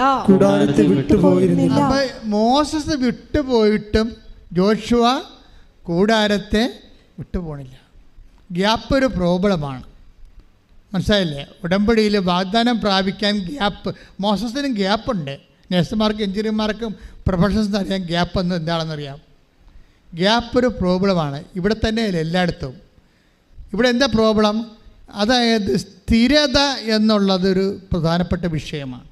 1 തിമോത്തി 6:6 ഉള്ളതുകൊണ്ട് തൃപ്തിപ്പെടുന്നവന് എന്ന് പറഞ്ഞ ഉള്ളത് കൊണ്ട് തൃപ്തിപ്പെടുന്നതിന് ദൈവഭക്തി വലിയൊരു നേട്ടമാണ്. 6:11 എടുത്ത് ശ്രുതിക്കട്ടെ. ഹല്ലേലൂയ. എന്നാൽ ദൈവിക മനുഷ്യനായ നീ ഇവയിൽ നിന്ന് ഓടി അകലണം. നീതി, ദൈവഭക്തി, വിശ്വാസം, സ്നേഹം, സ്ഥിരത, സൗമ്യത എന്നിവയെ ഉന്നം വയ്ക്കുക. സ്ഥിരത നമ്മളെ അതായത് നമ്മുടെ ഗൺ പോയിന്റിൽ കൊണ്ടുവരേണ്ട ഒരു വിഷയമാണ് സ്ഥിരത. അതായത് ഇപ്പോൾ കുറച്ച് പ്രാർത്ഥിച്ച്, രാവിലെ പ്രാർത്ഥിച്ചു, പിന്നെ നിങ്ങൾക്ക് തോന്നിയ മാസം പോലെയൊക്കെ ജീവിച്ചു, വൈകുന്നേരം എടുത്ത് ഉടമ്പടി പ്രാർത്ഥിച്ചു, പിന്നെ നിങ്ങൾക്ക് തോന്നിയ മാസം പോലെ തോന്നിയ മാസം കുറച്ചതൊക്കെ പറഞ്ഞ് ആവശ്യമുള്ളത് ഇല്ലാത്ത പറഞ്ഞ് ദൈവത്തെ ഇറക്കാത്ത കാര്യമൊക്കെ പറഞ്ഞിട്ട് രാവിലെ എടുത്ത് പ്രത്യക്ഷിക്കണം പ്രാർത്ഥന ചൊല്ലി, അപ്പോഴും പോയി, സ്ഥിരത പോയി. സ്ഥിരത എന്ന് പറയുന്നത് ഒരു പ്രധാനപ്പെട്ട കാര്യമാണ്. ഉടമ്പടിയല്ലേ ദൈവമായിട്ട്. അപ്പോഴേ ഇതിൻ്റെ ഇടയ്ക്കെല്ലാം ദൈവത്തിന് നിരക്കാത്ത വർത്തമാനങ്ങളെ ഒഴിവാക്കണം. മനസ്സിലായില്ലേ? ദൈവമായിട്ടുള്ള സ്ഥിരത എന്ന് പറഞ്ഞാൽ നിങ്ങൾക്ക്, അതായത് നമ്മൾ ഉപയോഗിക്കുമ്പോൾ ദൈവത്തോട് ഉടമ്പടി ചെയ്തുള്ളൊരു ജീവിതമാണെന്നുള്ളത് നമുക്ക് തന്നെ ഒരു ബോധം ഉണ്ടാകണം. അല്ലാതെ ഇത് കൊണ്ടുവന്ന് ഏതാണ്ട് കൊണ്ടുവന്ന് എഴുതി ആട് പ്രസവിക്കണം, അമ്മ പ്രസവിക്കണം എന്നൊക്കെ പറഞ്ഞ് എഴുതി കൊണ്ടുവന്ന് ഇടത്തില്ലേ, ഈ നേരത്തെ പെട്ടി കൊണ്ടുവന്ന് ഇടത്തില്ലേ ആൾക്കാർ. അതുപോലുള്ള അഭ്യാസം കാണിച്ചിട്ട് പോകരുത്. ഇത് നിങ്ങൾ സീരിയസ് ആയിട്ട് എടുക്കണം. ഞാനെന്താ ഉദ്ദേശിക്കണമെന്ന് അറിയാമോ? അതായത് I am not that satisfied. എന്താ കാര്യം വെച്ച് കഴിഞ്ഞാൽ ഇവിടുത്തെ അതായത് ഉടമ്പടി എന്നൊരു പക്ക ഫോർമുലയാണ്. ഉടമ്പടിയിലേക്ക് കേരള സഭ എത്തിയത് 1975 തൊട്ട് 1925 വരെയുള്ള കാലമാണ്. ഈ 50 കൊല്ലമല്ലേ, 75 2025 അത് 50 കൊല്ലം അല്ലേ? 50 കൊല്ലമാണ് ദൈവം നമ്മളെ കേരള സഭയെ പരിപാലിച്ചു കൊണ്ടത്. കാര്യം എന്താണ്? കേരള സഭയെക്കുറിച്ച് കർത്താവിന് ഭയങ്കരമായ പ്രതീക്ഷയാണ്. അതുപോലെ തന്നെ സാത്താനും നല്ല പ്രതീക്ഷയുള്ള സ്ഥലമാണിത്. അത് കഴിഞ്ഞാൽ ഇത്രയും പ്രശ്നം കേരള സഭയിലുള്ളത് എന്താണ്? ദൈവം ഇതിനെ ഇങ്ങനെ വളരെ ശ്രദ്ധയോടെ പരിപാലിച്ചു കൊണ്ട് പോണത് സാത്താന് നല്ലവണ്ണം അറിയാം. അതുകൊണ്ട് ലോകത്തെ തകർക്കാൻ കേരള സഭയെ ഉപയോഗിക്കണം. അതിനാണ് അവർ കുർബാനയൊക്കെ ഉപയോഗിക്കുന്നത്. ആ കുർബാന വിഷയമാകണം. എന്താ തർക്കം? ശരിക്കും പറഞ്ഞാൽ ഫ്രീ മേസൺസിൻ്റെ കാലത്ത് കുർബാന അപമാനിക്കപ്പെട്ടതിനേക്കാൾ ശക്തമായ രീതിയിൽ ഇന്ന് പലപ്പോഴും കുർബാന ഒരു തർക്കത്തിൻ്റെ വിഷയമായി മാറുന്നില്ലേ? കാരണം കേരള സഭയെക്കുറിച്ച് ഒരു ആഗോളമായ പദ്ധതിയാണ് ദൈവത്തിനുള്ളത്. കാര്യം എല്ലായിടത്തും വിശ്വാസത്തിന് വിളക്ക് കെട്ടാൽ ഇവിടുന്ന് കൊണ്ടുപോയി ഇവിടുത്തെ കന്യകമാരും ഇവിടുത്തെ നീതിമാന്മാരും ഇവിടുത്തെ അഭിഷിക്തരും ഇവിടുത്തെ പ്രവാചകന്മാരും ലോകം മുഴുവനും വിശ്വാസം ജനിപ്പിക്കും. ഞാൻ അയർലൻഡിൽ നിന്ന് പോന്നപ്പോഴേ എൻ്റെ ഒരു സഹോദരൻ പ്രവർത്തകൻ ജോജോ വിളിച്ച് പറഞ്ഞു വെച്ചാൽ സായിപ്പച്ചന്മാരൊക്കെ ഇവിടെ ഹാപ്പിയാണെന്ന് പറഞ്ഞു. എന്താണ് കാര്യം? നമ്മുടെ ആൾക്കാർ ധ്യാനം കൂടിയവരവിടെ അവരുടെ പള്ളിയിലൊക്കെ പോകുന്നുണ്ട്. അപ്പോൾ അവരുടെ പള്ളിയിലൊക്കെ ആൾ കൂടിയെന്ന് പറഞ്ഞു. അപ്പോൾ എനിക്ക് ഭയങ്കര സന്തോഷം തോന്നി. ഞാൻ അയാളുടെ പേര് പറയാൻ കാര്യം അയാളത് പറഞ്ഞു സത്യമാണ് നിങ്ങൾ ധരിക്കാൻ വേണ്ടിയാണ്. എന്താ കാര്യം? എന്താണ് കാരണം വെച്ച് കഴിഞ്ഞാൽ ആ സ്ഥലത്തുള്ള ആ ദേവാലയത്തിലെ ആ തദ്ദേശീയരുടെ ദേവാലയത്തിൽ പോലും ജനങ്ങൾ പ്രാർത്ഥനാ നിരപരമായി. ദാറ്റ് മീൻസ് എന്താ കാര്യം? കർത്താവിന് വലിയൊരു പദ്ധതിയുണ്ട്. ഇവിടുത്തെ അഭിഷിക്തർ, ഇവിടുത്തെ പ്രവാചകർ, ഇവിടുത്തെ അപ്പോസ്തലന്മാർ ലോകം മുഴുവനും പോയി ലോകത്തിന് വന്ന വിശ്വാസ തകർച്ച ചെയ്യുന്നതിന് വീണ്ടെടുക്കാൻ കേരള സഭയെ കർത്താവ് വളരെ വളരെ ശക്തമായ രീതിയിൽ 1975 കരിസ്മാറ്റിക് ധ്യാനം ഇവിടെ വന്ന കാലം മുതൽ പ്രത്യേക പരിചരണത്തിൽ കൊണ്ടുവരികയാണ്. അത് സാത്താനും അറിയാം. അത് സാത്താനും അറിയാവുന്ന നമ്മുടെ അപ്പോസ്തലന്മാർക്ക് അറിയണം. അത് മനസ്സിലാക്കേണ്ട അടിയന്തരമായിട്ട് ഈ വിഷയം എത്രയും വേഗം ക്ലോസ് ചെയ്യണം. സഭയ്ക്ക് ഡാമേജ് ഉണ്ടാകാൻ പാടില്ല. ഇവിടെ ജയപരാജയങ്ങളുടെ പ്രശ്നങ്ങളില്ല. ഇത് ഏറ്റവും വലിയ വിജയം എന്ന് പറയുന്നത് സഭയ്ക്ക് ഡാമേജ് ഇല്ലാതെ ഈ വിഷയം പര്യവസാനിച്ചാൽ അതിൻ്റെ അർത്ഥം പരിശുദ്ധാത്മാവ് തന്നെയാണ് ഇതിൽ പ്രവർത്തിച്ചതെന്നാണ്. അതിനുവേണ്ടി സ്തുതിക്കട്ടെ, സ്തുതിക്കട്ടെ.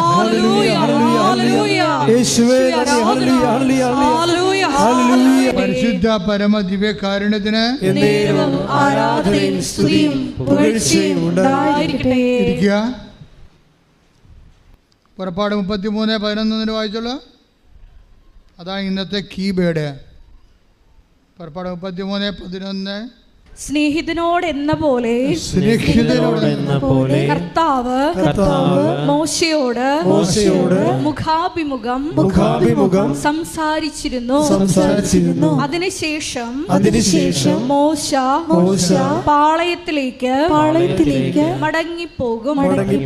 എന്നാൽ അവന്റെ സേവകനും നൂനിന്റെ പുത്രനുമായ യോശുവ എന്ന യുവാവ് കൂടാരത്തെ വിട്ടുപോയിരുന്നില്ല. അപ്പൊ കൂടാരത്തെ വിട്ടുപോകാതിരുന്നത് ആരാണ്? ജോഷുവയാണ്. നമ്മുടെ സബ്ജക്റ്റ് എന്താണ്? സംശയങ്ങളെ കൊണ്ടോ പിന്നെ എന്താണ് വ്യഗ്രത കൊണ്ടോ മനസ്സ് ദുർബലപ്പെട്ടാൽ ആ ദുർബലപ്പെട്ട മനസ്സിനെ ബലപ്പെടുത്താനുള്ള ഔഷധം എന്താണ്? കൂടാരത്തെ വിട്ടുപോകാതെ സ്ഥിരതയോടെയുള്ള ദൈവസംസർഗമാണ്. ക്ലിയറാണോ? ക്ലിയറല്ലേ? അതാരാണ് ചെയ്തത്? മോസസ് അല്ല. പിന്നെ ആരാ ചെയ്തത്? ജോഷുവയാണ്. അത് കാരണം ജോഷുവക്ക് എന്നാ കിട്ടിയത്? ആത്മശക്തി കിട്ടി. ജോഷുവ ആദ്യം ഈ ജെറീക്കോ പട്ടണം ഒറ്റുനോക്കാൻ വേണ്ടി പോയേശം വന്നപ്പോൾ അവിടെയുള്ള ഒറ്റുനോക്കാൻ പോയി വെച്ചാൽ സ്പൈ വർക്ക് ചെയ്യാൻ പോയി. ആ പട്ടണത്തിൽ പിടിച്ചടക്കാൻ വേണ്ടി പോകുമ്പോൾ ആദ്യം സ്പൈ വർക്ക് ചെയ്യാൻ വേണ്ടി പോയപ്പോൾ തിരിച്ചു വന്നിട്ട് എല്ലാവരും പറഞ്ഞു, ഞങ്ങൾ അനാക്കിൻ്റെ രാക്ഷസനാണ്. അനാക്ക് ഗോലിയാത്തിനെ പോലെ രാക്ഷസവർഗമാണ്. അനാക്കിൻ്റെ മക്കളെ ഞങ്ങൾ അവിടെ കണ്ടെന്ന്. അപ്പം തന്നെ ഇസ്രായേൽക്കാർക്ക് മുട്ടിട്ട് വിറക്കാൻ തുടങ്ങി. എന്താ കാര്യം? അവർ പിടിച്ചു നിന്ന് കളയും. അത്രയും വില്ലന്മാരും മല്ലന്മാരുമായിട്ടുള്ള ആൾക്കാരാണ്. അതൊക്കെ അവർ വിശദീകരിച്ചപ്പോഴേ അപ്പം തന്നെ ജനം മോസസിനെയും ഇവരെല്ലാം പ്രാകാരം നിലവിളിക്കാൻ തുടങ്ങി. എന്താണ്? അവർ ഞങ്ങളെ കൊന്നുകളയും, ഞങ്ങളങ്ങോട്ടില്ല എന്ന് പറഞ്ഞ് ജനം പേടിച്ച് വിറക്കാൻ തുടങ്ങി. ഈ പേടിച്ച് വിറക്കാൻ തുടങ്ങിയ ജനത്തോട് ജോഷുവ പറയുന്നൊരു വാക്കുണ്ട്. അതാണ് അതിന് ആത്മബലം കിട്ടിയെന്ന് പറയാൻ കാരണം. സംഖ്യ 14:18. സംഖ്യ 14:18. കർത്താവ് ക്ഷമാശീലനും അചഞ്ചല സ്നേഹം കവിഞ്ഞൊഴുകുന്നവനുമാണ്. അവിടുന്ന് അകൃത്യവും അപരാധങ്ങളും ക്ഷമിക്കുന്നവനാണ്. എന്നാൽ കുറ്റക്കാരനെ വെറുതെ വിടാതെ പിതാക്കന്മാരുടെ അകൃത്യങ്ങൾക്ക് മക്കളെ 3ഉം 4ഉം തലമുറ വരെ മക്കളെ. സംഖ്യ 13:33. സംഖ്യ 13:33. സംഖ്യ 13:33. നെഫിലീമിൽ നിന്ന് വന്ന അനാക്കിൻ്റെ മല്ലന്മാരായ മക്കളെ അവിടെ ഞങ്ങൾ കണ്ടു. അവരുടെ മുമ്പിൽ ഞങ്ങൾ വെറും വിട്ടിലുകളാണെന്ന് ഞങ്ങൾക്ക് തോന്നി. അവർക്ക് ഞങ്ങളെക്കുറിച്ച് അങ്ങനെ തന്നെ തോന്നിയിരിക്കണം. 14:1-2-3. രാത്രി മുഴുവൻ ജനം ഉറക്കെ നിലവിളിച്ചു. ജനങ്ങളെ പിടിച്ചു പോയെന്ന് മനസ്സിലായില്ലേ? അവർ മോശയ്ക്കും അഹറോനുമെതിരായി പിറുപിറുത്തു. ജനം അവർക്കെതിരെ തിരിഞ്ഞു. അവർ പറഞ്ഞു, ഈജിപ്തിൽ വെച്ച് ഞങ്ങൾ മരിച്ചിരുന്നെങ്കിൽ, ഈ മരുഭൂമിയിൽ വെച്ച് ഞങ്ങൾ മരിച്ചെങ്കിൽ. ജനം ദുർബലമായി അല്ലേ? ജനം ദുർബലമായി. ഇപ്പോൾ ദുർബലമാകാത്തൊരാളുണ്ട്. വായിച്ചോളൂ താഴേക്ക്. വാളിന് ഇരയാകാൻ കർത്താവ് ഞങ്ങളെ ഈ ദേശത്തേക്ക് കൊണ്ടുവന്നത് എന്തിന്? ഞങ്ങളുടെ ഭാര്യമാരും കുഞ്ഞുങ്ങളും ശത്രുക്കൾക്ക് ഇരയായി തീരുമല്ലോ. ഈജിപ്തിലേക്ക് തിരികെ പോകുന്നതല്ലേ നല്ലത്. അവർ എല്ലാം പഠിക്കാൻ കൊണ്ട് കൊടവടക്കിയാണ് തിരിച്ചു പോകാൻ തീരുമാനിച്ചു. മനസ്സ് അത്രയും ദുർബലമായി. തീർന്നോ? നമുക്ക് തിരിച്ചു പോകാമെന്ന് ജനങ്ങൾ ഒരുമിച്ച് പറയുകയാണ്. അപ്പോഴും തിരിച്ചു പോകാൻ നിൽക്കുന്ന ഒരു മനുഷ്യനുണ്ട്. 14:6 വായിച്ചേ. ദേശം ഉറ്റുനോക്കാൻ പോയവരിൽ പെട്ട. അതാണ് പ്രശ്നം. സംഖ്യനെ ദേശം ഉറ്റുനോക്കാൻ പോയവരിൽപ്പെട്ട നൂനിന്റെ മകൻ ജോഷുവയും യെഫുന്നയുടെ മകൻ കാലെബും തങ്ങളുടെ വസ്ത്രം കീറി. ദൈവിക പദ്ധതിക്കെതിരെ ജനം നിന്നപ്പോഴാണ് അവർ രക്ഷാകുലരായി വസ്ത്രം കീറിയത്. അതെ, ഓക്കെ. അടുത്തത്, അവർ ഇസ്രായേൽ സമൂഹത്തോട് പറഞ്ഞു, ഞങ്ങൾ ഒറ്റുനോക്കാൻ പോയ ദേശം അതിവിശിഷ്ടമാണ്. ഇവിടെ വെച്ചാണ് ഈ ട്രാൻസിഷൻ നടക്കുന്നത്. ജോഷുവ അഭിഷിക്തനാകണത്. അതായത് മോസസാണ് ഇവിടെ സംസാരിക്കേണ്ടത് ജനങ്ങളോട്. പക്ഷെ സംസാരിക്കുന്നത് ആരാണ്? മോസസ് അല്ല. ഇവിടെയാണ് മോസസിൻ്റെ നേതൃത്വം ഇവിടെ ഫെയ്ഡാകണത്. ഇപ്പം ജോഷുവ ബാറ്റൺ കയ്യിലെടുക്കുന്നതായിട്ട് നമ്മൾ കാണുന്നത്. ഇതൊരു ദിക്സാക്ഷി വിതരണം പോലെ നോക്കിക്കഴിഞ്ഞാൽ, അതായത് ജീവിതവുമായിട്ടൊരു ഭയങ്കര ബന്ധമുണ്ട്. ആരാണ് ബാറ്റൺ കയ്യിലെടുക്കുന്നത്? ആരാണ് മുന്നോട്ട് പോകാൻ ദൈവം ഇച്ഛാശക്തി നൽകണത്? ആരാണ്? ജോഷുവയാണ്. എന്താണ് അവൻ്റെ പ്രത്യേകത? മോസസ് കൂടാരത്തിൽ നിന്ന് ഇറങ്ങിപ്പോയാലും നൂനിൻ്റെ മകൻ ജോഷുവ കൂടാരം വിട്ടുപോകാതെ അവിടെ തന്നെ വസിച്ചു. അവനാണ് ഇനി സംസാരിക്കാൻ പോണത്. അടുത്ത വചനം എടുത്ത്, കർത്താവ് നമ്മിൽ സംപ്രീതനാണെങ്കിൽ അവിടുന്ന് നമ്മെ അങ്ങോട്ട് നയിക്കുകയും തേനും പാലും ഒഴുകുന്ന ആ ദേശം നമുക്ക് തരുകയും ചെയ്യും. കർത്താവിനോട് നിങ്ങൾ മറുതലിക്കരുത്. അപ്പം ഇവിടെ പ്രത്യാശ, കർത്താവ് നമ്മൾ സംപ്രീതനാണെങ്കിൽ നമ്മൾ അങ്ങോട്ട് നയിക്കുകയും ആ ദേശം, നിങ്ങൾ ഉടമ്പടിയിൽ വെച്ചിരിക്കുന്ന നിയോഗങ്ങൾ, വാഗ്ദാനങ്ങൾ അത് നിറവേറുകയും ചെയ്യും. മുന്നോട്ട് പോകാൻ പറയണത് ആരാണ്? സ്ഥിരതയുള്ളവനാണ് പറയണത്. ഇത് സ്ഥിരത ഉടമ്പടിയുടെ പ്രധാനപ്പെട്ട കാര്യമാണ്. മോസസിന് എവിടെയെ വെച്ച് ഈ ബാറ്റൺ കൈവശം വന്നു പോയി. അവൻ കൂടാരത്തിൽ തന്നെ ഇരിക്കണമെന്നാണ് കർത്താവ് ആഗ്രഹിച്ചത്. ഇപ്പോൾ മനസ്സിലായില്ലേ? മോസസ് കൂടാരത്തിൽ തന്നെ ഇരിക്കണം, സ്ഥിരതയോടെ നിലനിൽക്കണമെന്നാണ് ദൈവം ആഗ്രഹിച്ചത്. കൊണ്ടാണ് ബൈബിള് എഴുതിയപ്പോൾ മോസസ് പോയി കഴിഞ്ഞും ജോഷുവയെ അഡ്രസ്സ് ചെയ്യണത്. മോസസ് കൂടാരത്തിൽ നിന്ന് പോന്നു കഴിഞ്ഞാൽ മോസസാണ് ഹീറോ എങ്കിൽ പിന്നെ അടുത്ത വാക്ക് എഴുതേണ്ടതിൽ പ്രസക്തിയില്ല. അടുത്ത വാക്ക് എഴുതി, മോസസ് കൂടാരത്തിൽ നിന്ന് ഇറങ്ങിപ്പോയിട്ടും പോകാതെ ഒരുത്തൻ അവിടെ ഉണ്ടായിരുന്നു, നൂനിൻ്റെ മകൻ ജോഷുവ. കൈ ഇടിച്ച് കർത്താവേ. ഞാൻ ഇന്നലെ ഇതൊക്കെ ധ്യാനിച്ചുകൊണ്ട് നടക്കുന്ന സമയത്ത് ഞാൻ പറഞ്ഞു, അമ്മേ ഇനി ഇത് അമ്മയെക്കുറിച്ച് കണക്ട് ചെയ്ത് പറയാൻ പറഞ്ഞു. ഇത് അമ്മയെക്കുറിച്ച് കണക്ട് ചെയ്യാൻ പറഞ്ഞു. കാരണം ഇന്നലെ അഗസ്ത്യൻ്റെ ചില പഴയ വിശുദ്ധ അഗസ്തീനോസിൻ്റെ ചില പ്രസംഗങ്ങളൊക്കെ കേട്ട് ഞാനൊക്കെ ഡെസ്പായിരിക്കുന്നു.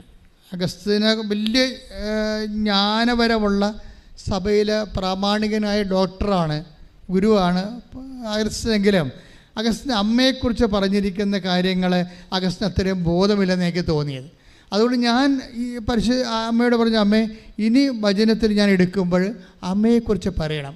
അമ്മ എങ്ങനെ അമ്മയായെന്ന് പറയണം. അമ്മ എങ്ങനെ വാഗ്ദാനം പ്രാപിച്ചത്? ആദ്യം വാഗ്ദാനം പ്രാപിച്ചത് ആരാണ്? പരിശുദ്ധ അമ്മയല്ലേ. ദൈവത്തിൻ്റെ നിയോഗം ആദ്യം പ്രാപിച്ചത് ആരാണ്? വചനം മാംസമായത് അമ്മയാണ്.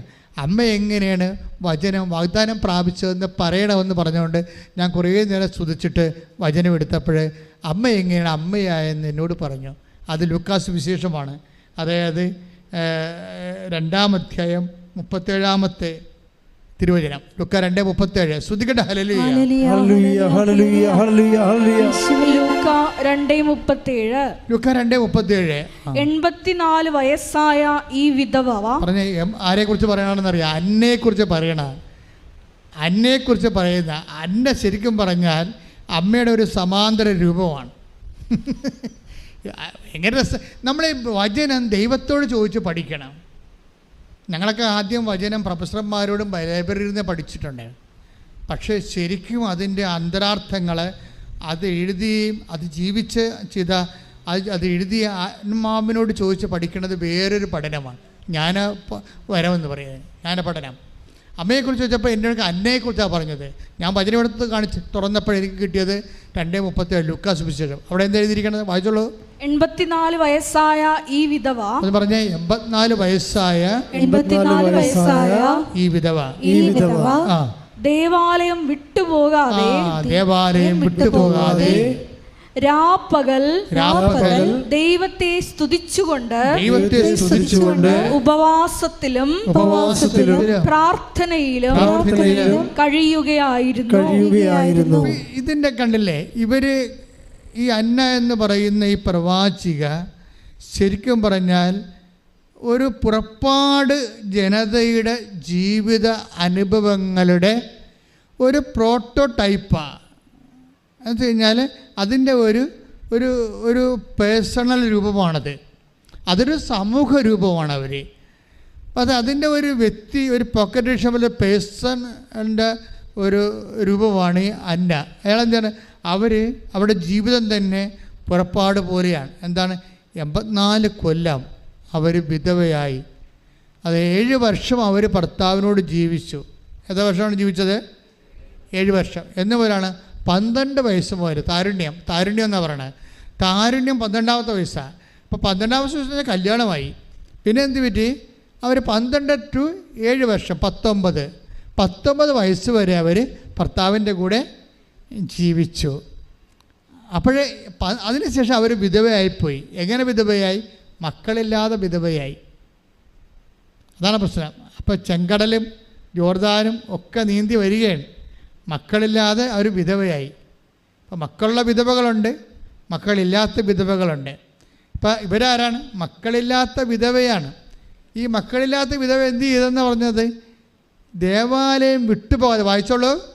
ദേവാലയം വിട്ടുപോകാതെ രാപ്പകൽ ദൈവത്തെ സ്തുതിച്ചുകൊണ്ട് ഉപവാസത്തിലും പ്രാർത്ഥനയിലും കഴിയുകയായിരുന്നു. രണ്ട് കാര്യം ചെയ്ത്, ഒന്ന് ഉപവാസം, പിന്നെ എന്താണ്? പ്രാർത്ഥന. അപ്പം അതിന് മാറ്റമില്ല. അത് ഉടമ്പടി പുസ്തകം എഴുതിക്കൊണ്ടിരിക്കുന്ന സമയത്ത് കർത്താവിക്ക് തന്ന വചനമാണ് ഉപവാസവും പ്രാർത്ഥനയും. ഉടമ്പടിയിൽ മസ്റ്റായിട്ട് നടക്കേണ്ട കാര്യമാണ് എന്താണ്?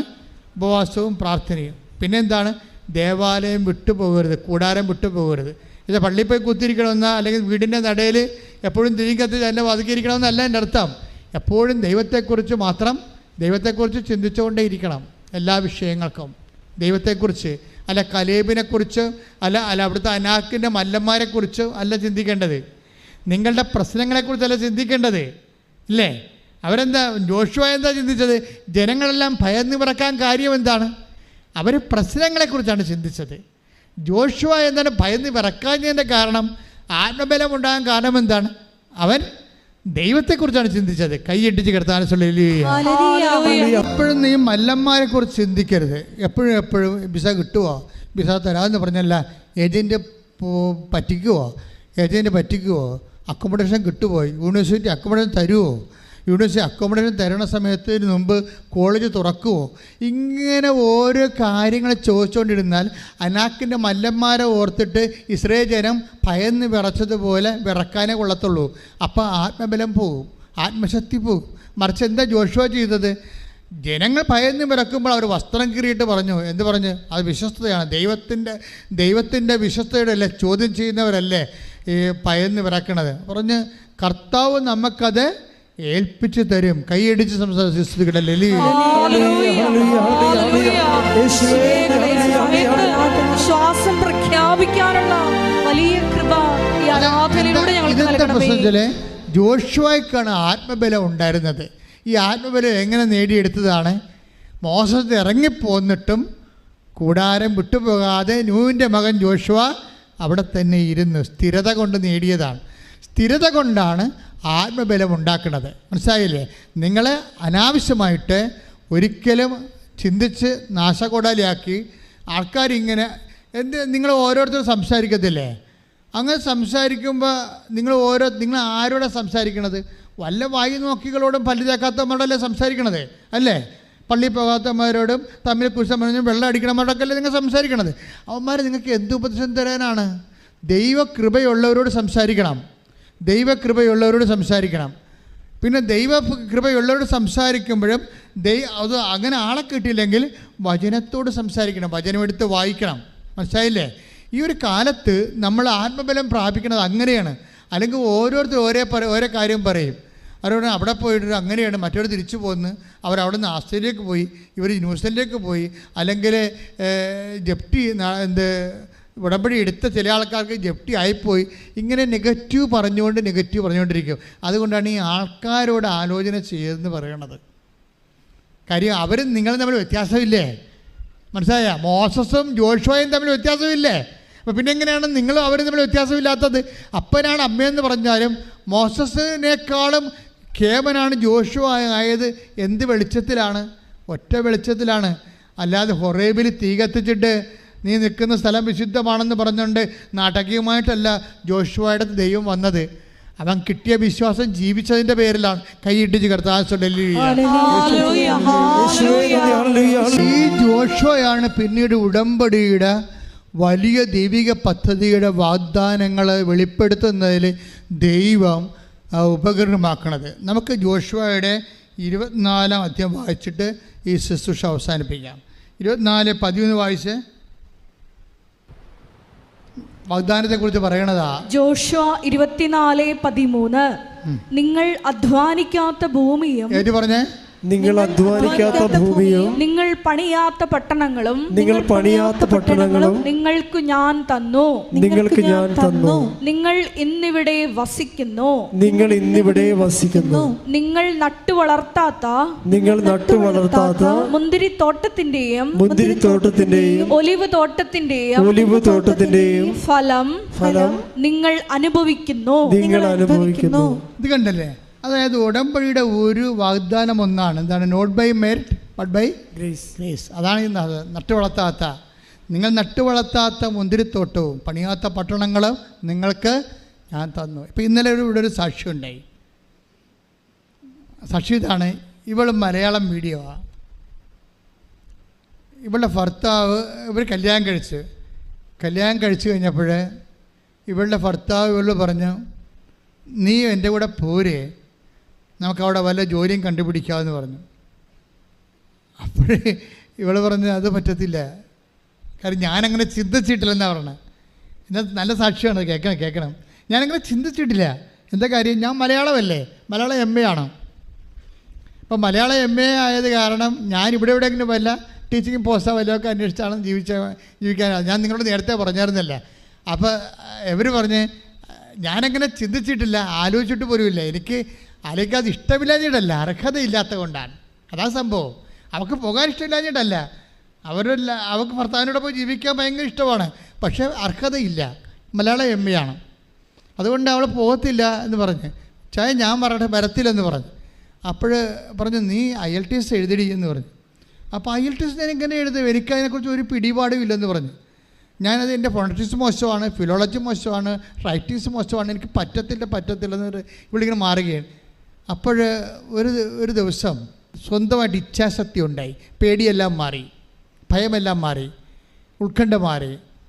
എന്നാൽ IELTS എഴുതാം, ഒരു 5-6 പ്രാവശ്യം എഴുതുമ്പോൾ ചിലപ്പോൾ കിട്ടുമായിരിക്കുമല്ലോ എന്ന് വിചാരിച്ചുകൊണ്ട് എഴുതാൻ തുടങ്ങി.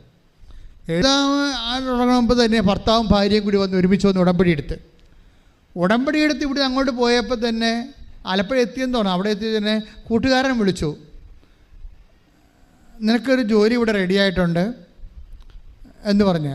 പക്ഷേ അങ്ങനെ വന്നപ്പോൾ അയാൾ വൈഫിനെ കുറിച്ച് സംസാരിച്ചു. അപ്പോൾ പെട്ടെന്ന് മനസ്സിലായത് മാതാവ് ഈ വിഷയം ഏറ്റെടുത്ത് അവൾക്ക് മനസ്സിലായി. അപ്പം അങ്ങനെ അവൾ പോയി IELTS എഴുതുകയും ഒറ്റയടിക്കത് പാസ്സായി. Praise Lord. അതായത് ഓരോ മനുഷ്യർക്കും എന്തുമാത്രം കഷ്ടപ്പെടും. ഇംഗ്ലീഷ് തന്നെ കൃത്യമായിട്ട് കുഞ്ഞുനാൾ പോലും പഠിച്ചിട്ട് ആൾക്കാർക്ക് പോലും ചിലപ്പോൾ IELTS ഭയങ്കര പാടായിട്ട് വരും. അതായത് നിങ്ങൾ ഈ ഉടമ്പടിയിലൂടെ പ്രൊവിഷനാണത്. ഇത് ജോഷുവയിലൂടെയാണ് പറയണത്. നിങ്ങൾ പഠിക്കാത്ത വിഷയങ്ങൾ ഞാൻ നിന്നെ പഠിപ്പിക്കും. അതല്ലേ സംഭവം, അതല്ലേ 24:13. നിങ്ങൾ അധ്വാനിക്കാത്ത മുന്തിരിത്തോട്ടം ഞാൻ നിങ്ങൾക്ക് നൽകും, നിങ്ങൾ പണിയാത്ത പട്ടണങ്ങൾ ഞാൻ നിങ്ങൾക്ക് അവകാശമാക്കുന്നു പറഞ്ഞതിൻ്റെ അർത്ഥം എന്താണ്? നിങ്ങൾ പഠിക്കാത്ത ഭാഷ, ചെയ്യാത്ത ജോലി. കർത്താവിനെ കൈയടിച്ച് ശ്രദ്ധിക്കട്ടെ. ഈ ജോഷുവയോടാണ് ദൈവം ഉടമ്പടിയുടെ നിബന്ധനകളെക്കുറിച്ച് പറയണത്. മോസസിനേക്കാളും ഷാർപ്പായിട്ട് ഉടമ്പടിയുടെ നിബന്ധനകൾ പറയണത്, അതിൻ്റെ പ്രാക്ടിക്കലായിട്ടുള്ള നിബന്ധനകൾ, പ്രാക്ടിക്കൽ റെഗുലേഷൻസ് നൽകണത് ഒരു വാഗ്ദാനം പ്രാപിക്കാൻ ആവശ്യമായ പ്രാക്ടിക്കൽ റെഗുലേഷൻസ്, അതായത് പ്രായോഗിക ചട്ടങ്ങൾ, നടപടിക്രമങ്ങൾ ദൈവം പറയണത് ആരോടാണ്? മോസസ് വിട്ടുപോന്നാലും വിട്ടുപോരാതെ കൂടാരത്തിൽ ഇരുന്ന നൂനിൻ്റെ മകൻ ജോഷുവയോടാണ്. അവൻ ആ പ്രാക്ടിക്കൽ റെഗുലേഷൻസ് നൽകണത് Joshua 24:14. Take the word of God. Joshua 24:14. ശ്രദ്ധിക്കട്ടെ. ആകയാൽ കർത്താവിനെ ഭയപ്പെടുകയും ആത്മാർത്ഥതയോടും വിശ്വസ്തയോടും കൂടെ അവിടുത്തെ സേവിക്കുകയും ചെയ്യുവിൻ. രണ്ട് കാര്യം വേണം. എന്താ വേണ്ടത്? ദൈവഭയം ഉണ്ടാണ്, ഓക്കെ. പക്ഷെ രണ്ട് കാര്യം വേണം. എന്താണ്? ആത്മാർത്ഥത. രണ്ടാമത്തെ എന്താണ്? വിശ്വസ്തത. ആത്മാർത്ഥത എന്ന് പറഞ്ഞാൽ എന്താണെന്നറിയാമോ? ഇപ്പം ഞാനിവിടെ ഒരാഴ്ച ഇല്ലായിരുന്നു. ഇവിടെ എല്ലാ കാര്യങ്ങളും വളരെ ഭംഗിയായിട്ട് ജനറൽ മാനേജറും അച്ഛനും കൂടി മറ്റുള്ള നമ്മുടെ സ്റ്റാഫ് എല്ലാം കൂടി ഒരു കംപ്ലൈൻറ്റ് ഞാൻ അതിൽ കേട്ടില്ല. എന്തെങ്കിലും ഒരു കംപ്ലൈൻറ്റ് കേൾക്കണമല്ല. ഞാൻ ഉള്ളപ്പോൾ തന്നെ 10 കംപ്ലൈൻറ്റ് കേൾക്കണമാണ് ദിവസവും. ഒറ്റ കംപ്ലൈൻറ്റ് പോലും ഞാൻ ഇതുവരെ കേട്ടിട്ടില്ല. എന്താ കാര്യം? ഞാൻ ഇല്ലാത്ത സമയത്ത് ഞാൻ ഉള്ളതുപോലെ തന്നെ ആത്മാർത്ഥമായിട്ട് ഇവിടെയുള്ള പ്രവർത്തകർ കൃപാസനത്തിൻ്റെ ശുശ്രൂഷകളെ ഏറ്റെടുത്തതാണ്. ഇതിനാണ് ഈ ആത്മാർത്ഥത. അതായത് ആബ്സെൻസിൽ എന്ത് സംഭവിക്കുന്നു എന്നുള്ളതാണ് ആത്മാർത്ഥത അളക്കണത്. ആത്മാർത്ഥത അതായത് ആബ്സെൻസ് എന്നുവെച്ചാൽ നമ്മളില്ലാത്ത അവസ്ഥയിൽ എന്ത് സംഭവിക്കുന്നു. ഇപ്പോൾ ദൈവത്തിന് ഇല്ലാത്ത അവസ്ഥ നമുക്ക് തോന്നും. ഇപ്പോൾ വിമാനമൊക്കെ പറക്കുമ്പോൾ പെട്ടെന്ന് ആ സാധനം ബുക്കൂത്ത് താഴെ തന്നെ കാണാം, പിന്നെ നേരെ പോകും. എന്താണ്? അത്ര എയർ പോക്കറ്റാണ് അവിടെ. അത്രയും സ്ഥലത്ത് എയർ ഇല്ല. എയർ ഇല്ലാത്ത കാരണം ഇപ്പോൾ ഞങ്ങളുടെ പറന്ന് എന്ന് വെച്ചാൽ ടേ എന്ന് പറഞ്ഞാൽ കിട്ടും. അപ്പോൾ ബെൽറ്റൊക്കെ ഇടാൻ അവർ നമ്മളോട് പറയും. അത് നേരത്തെ അവർക്ക് എയർ പോക്കറ്റൊക്കെ അറിയാം അവർക്ക്. ബെൽറ്റൊക്കെ ഇടാന്ന് പറഞ്ഞാൽ നമ്മൾ ബെൽറ്റൊക്കെ ഇട്ട് തന്നെ ഇരിക്കണതാണ്. പക്ഷെ അതുപോലെ ജീവിതത്തിൽ എയർ പോക്കറ്റുണ്ട്. ചില സമയത്ത് ദൈവത്തെ ഒന്നും ഫീൽ ചെയ്യാത്ത ഭയങ്കര ഇത്രയും പ്രാർത്ഥിച്ചിട്ടും ഒരു നടപടിയും ഉണ്ടാകണില്ലല്ല. ദൈവത്തെ ഫീൽ ചെയ്യാത്ത അവസ്ഥ. ഈ ദൈവത്തെ ഫീൽ ചെയ്യാത്ത അവസ്ഥയാണ് എയർ പോക്കറ്റ്. ഇവിടെയാണ് മനുഷ്യൻ തനി നിറം കാണിക്കുന്നത്. ഇപ്പം നിങ്ങൾ കാണിക്കുന്ന പെയിൻറ്റഡ് രൂപമാണ്. ഇങ്ങനെ ഉടമ്പടിയിൽ പോകുമ്പോൾ എല്ലാം കൃത്യമായിട്ടൊക്കെ ചെയ്തൊക്കെ പോണത് ഒരു പെയിൻറ്റഡ് രൂപമാണ്. നിങ്ങളുടെ തനിനിറമല്ല. തനിനിറം കാണിക്കണമെങ്കിൽ ദൈവം മാറി നിൽക്കണം. ജീവിതത്തിൽ ദൈവം മാറി നിൽക്കുന്ന കുറേ സമയങ്ങൾ എപ്പോഴും ഉണ്ടാകും. ഒരു പിടിയും തരാതെ ദൈവം മാറി നിൽക്കും. ദൈവം ഇല്ലാത്തതുപോലെ. ഞാൻ കൊച്ചുരസ്യയുടെ ചരിത്രം വായിച്ചപ്പോൾ കൊച്ചുരസ്യ പറഞ്ഞൊരു കഥ ഞാൻ എപ്പോഴും ഓർക്കും. ഈശോ എന്നെ കൈ പിടിച്ച് നടത്തും. എന്നിട്ട് കർത്താവ് ഇങ്ങനെ കുഞ്ഞാവൽ നീട്ടി തന്നിട്ട് കുഞ്ഞായ എന്നെ ഇങ്ങനെ കുഞ്ഞാവൽ തൂക്കി നടത്തിയിട്ട് പെട്ടെന്ന് കൈ ഇങ്ങനെ വലിച്ചു കളയും. അപ്പോൾ ഞാൻ ഒറ്റയ്ക്ക് നടന്നു പോകുമ്പോൾ ഈശോ പാത്തു നിന്ന് എന്നെ നോക്കിക്കൊണ്ടിരിക്കും. ഞാൻ ഒറ്റയ്ക്ക് നടക്കുന്നുണ്ടോ എന്ന്. എനിക്ക് ഭയങ്കര ഹൃദയസ്പർശമായിട്ട് തോന്നിയ സംഭവമാണ്. അത് നമ്മുടെ എല്ലാവരുടെയും ജീവിതത്തിൽ വരേണ്ടതാണ്. നമ്മൾ തനിയെ നടക്കാനാണ് ദൈവം ആഗ്രഹിക്കുന്നത്. നമ്മുടെ അമ്മമാരെപ്പോഴും നമുക്ക് 50 വയസ്സാകുമ്പോഴും കയ്യെ പിടിച്ച് നടത്തുക ഇല്ല. നമ്മൾ വിശ്വാസം തനിയെ നടക്കണം. അതുകൊണ്ട് ദൈവം ഇങ്ങനെ മാറി ആബ്സെൻസ് ഓഫ് ഗോഡ് എപ്പോഴും ഉണ്ടാകും. ആബ്സെൻസ് ഓഫ് ഗോഡ്, ദൈവം ഇല്ലെന്ന് നമുക്ക് തോന്നണ കുറേ സമയങ്ങൾ. അതാണ് ഇതിൻ്റെ ഒരു ഏറ്റവും വലിയ വിജയം. ഈ ദൈവം ഇല്ലെന്ന് തോന്നണ സമയം. കാര്യം നമ്മുടെ വിഷയങ്ങൾ, രോഗങ്ങൾ, അതേസമയം നമ്മൾ നോക്കാൻ ആരുമില്ല, അണ്ടർസ്റ്റാൻഡ് ചെയ്യാൻ ആരുമില്ല, നമ്മൾ മനസ്സിലാക്കാൻ ആരുമില്ല. മനസ്സിലാക്കുന്നവരെ എതിരെ മനസ്സിലാക്കും. നമ്മളെങ്ങനെ മനസ്സിലാക്കപ്പെടണമെന്ന് ആഗ്രഹിക്കുന്നുവോ അതിന് ഓപ്പോസിറ്റായിട്ട് നമ്മളെ ഏറ്റവും അടുത്ത് നിൽക്കുന്നവർ മനസ്സിലാക്കുമ്പോഴാണ് നമുക്ക് ദൈവം ഇല്ലെന്ന് തോന്നിപ്പോണത്. മനസ്സിലായില്ലേ? ഇതൊക്കെ ജീവിതത്തിൻ്റെ അനുഭവങ്ങളും കാലാവസ്ഥാ ഭേദങ്ങളാണ്. ക്ലൈമറ്റ് ചേഞ്ച് എന്ന് പറഞ്ഞ സംഭവം ആധ്യാത്മിക ജീവിതത്തിൽ ഒരു പ്രതിഭാസമാണ്. Climate change. അപ്പോൾ ക്ലൈമറ്റ് ചേഞ്ച് ഉള്ളത് കൊണ്ടാണ് ശാന്തമാകുക, വെകിളി കാണിക്കരുത്, വെബ്രാളം കാണിക്കരുതെന്ന് ദൈവം എപ്പോഴും പറഞ്ഞുകൊണ്ടിരിക്കും. ക്ലൈമറ്റ് ചേഞ്ച് കാലത്ത് ശാന്തമാകണപ്പെട്ടത്. ഇങ്ങനെ ഒരു ദൈവത്തെ പിടികിട്ടാതെ ഇരിക്കുന്ന സമയത്ത് നിങ്ങൾ പെട്ടെന്ന് ദേവാലയം വിട്ടുപോകാതിരിക്കണം.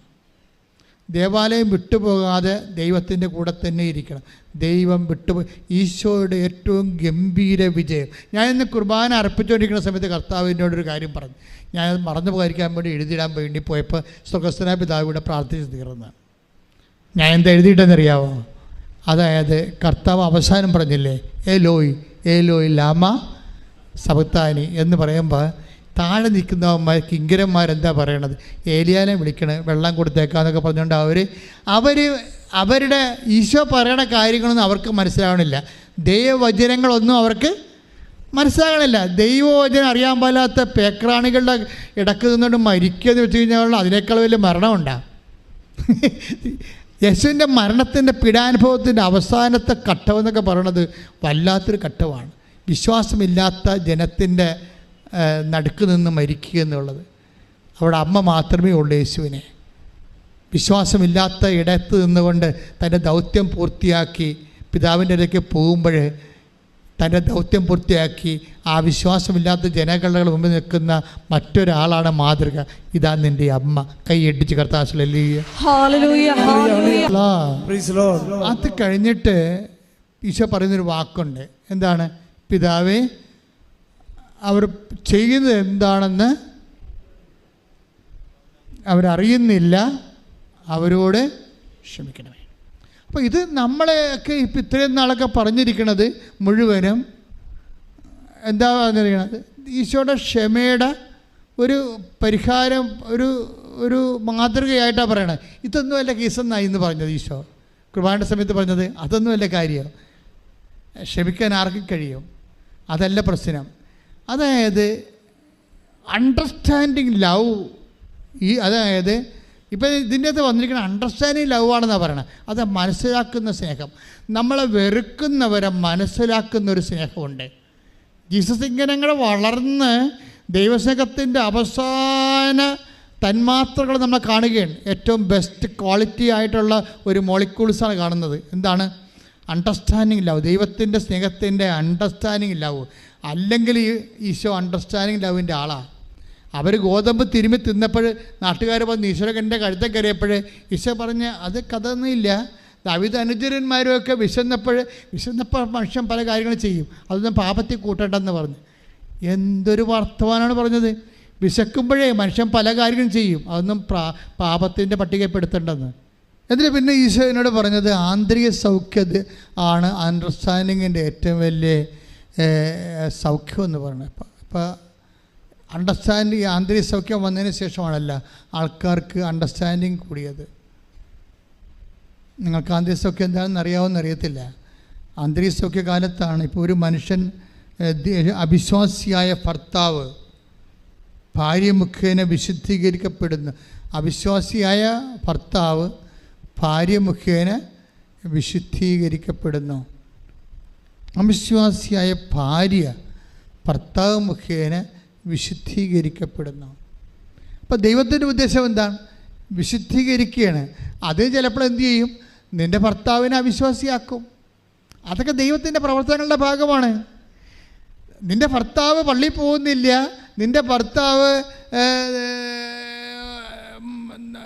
നിൻ്റെ ഒരു രീതി അനുസരിച്ചിട്ട് പെരുമാറുന്നില്ല, നിൻ്റെ താല്പര്യം അനുസരിച്ച് പെരുമാറുന്നില്ല, നിൻ്റെ ഭാര്യ നിനക്ക് അനുസരണ വിധേയമായിട്ട് പെരുമാറുന്നില്ല എന്ന് വെച്ചാൽ ദൈവം എൻ്റെ ഭാര്യ എന്നോട് മര്യാദയ്ക്ക് പെരുമാറണില്ല കർത്താവേ, എന്നോട് അവളോടൊന്ന് മര്യാദയ്ക്ക് നേരെയാകാൻ പറയാൻ പറഞ്ഞാൽ കർത്താവ് എൻ്റെ ഒരു കേൾവിയുടെ രീതി വേറെയാണ്.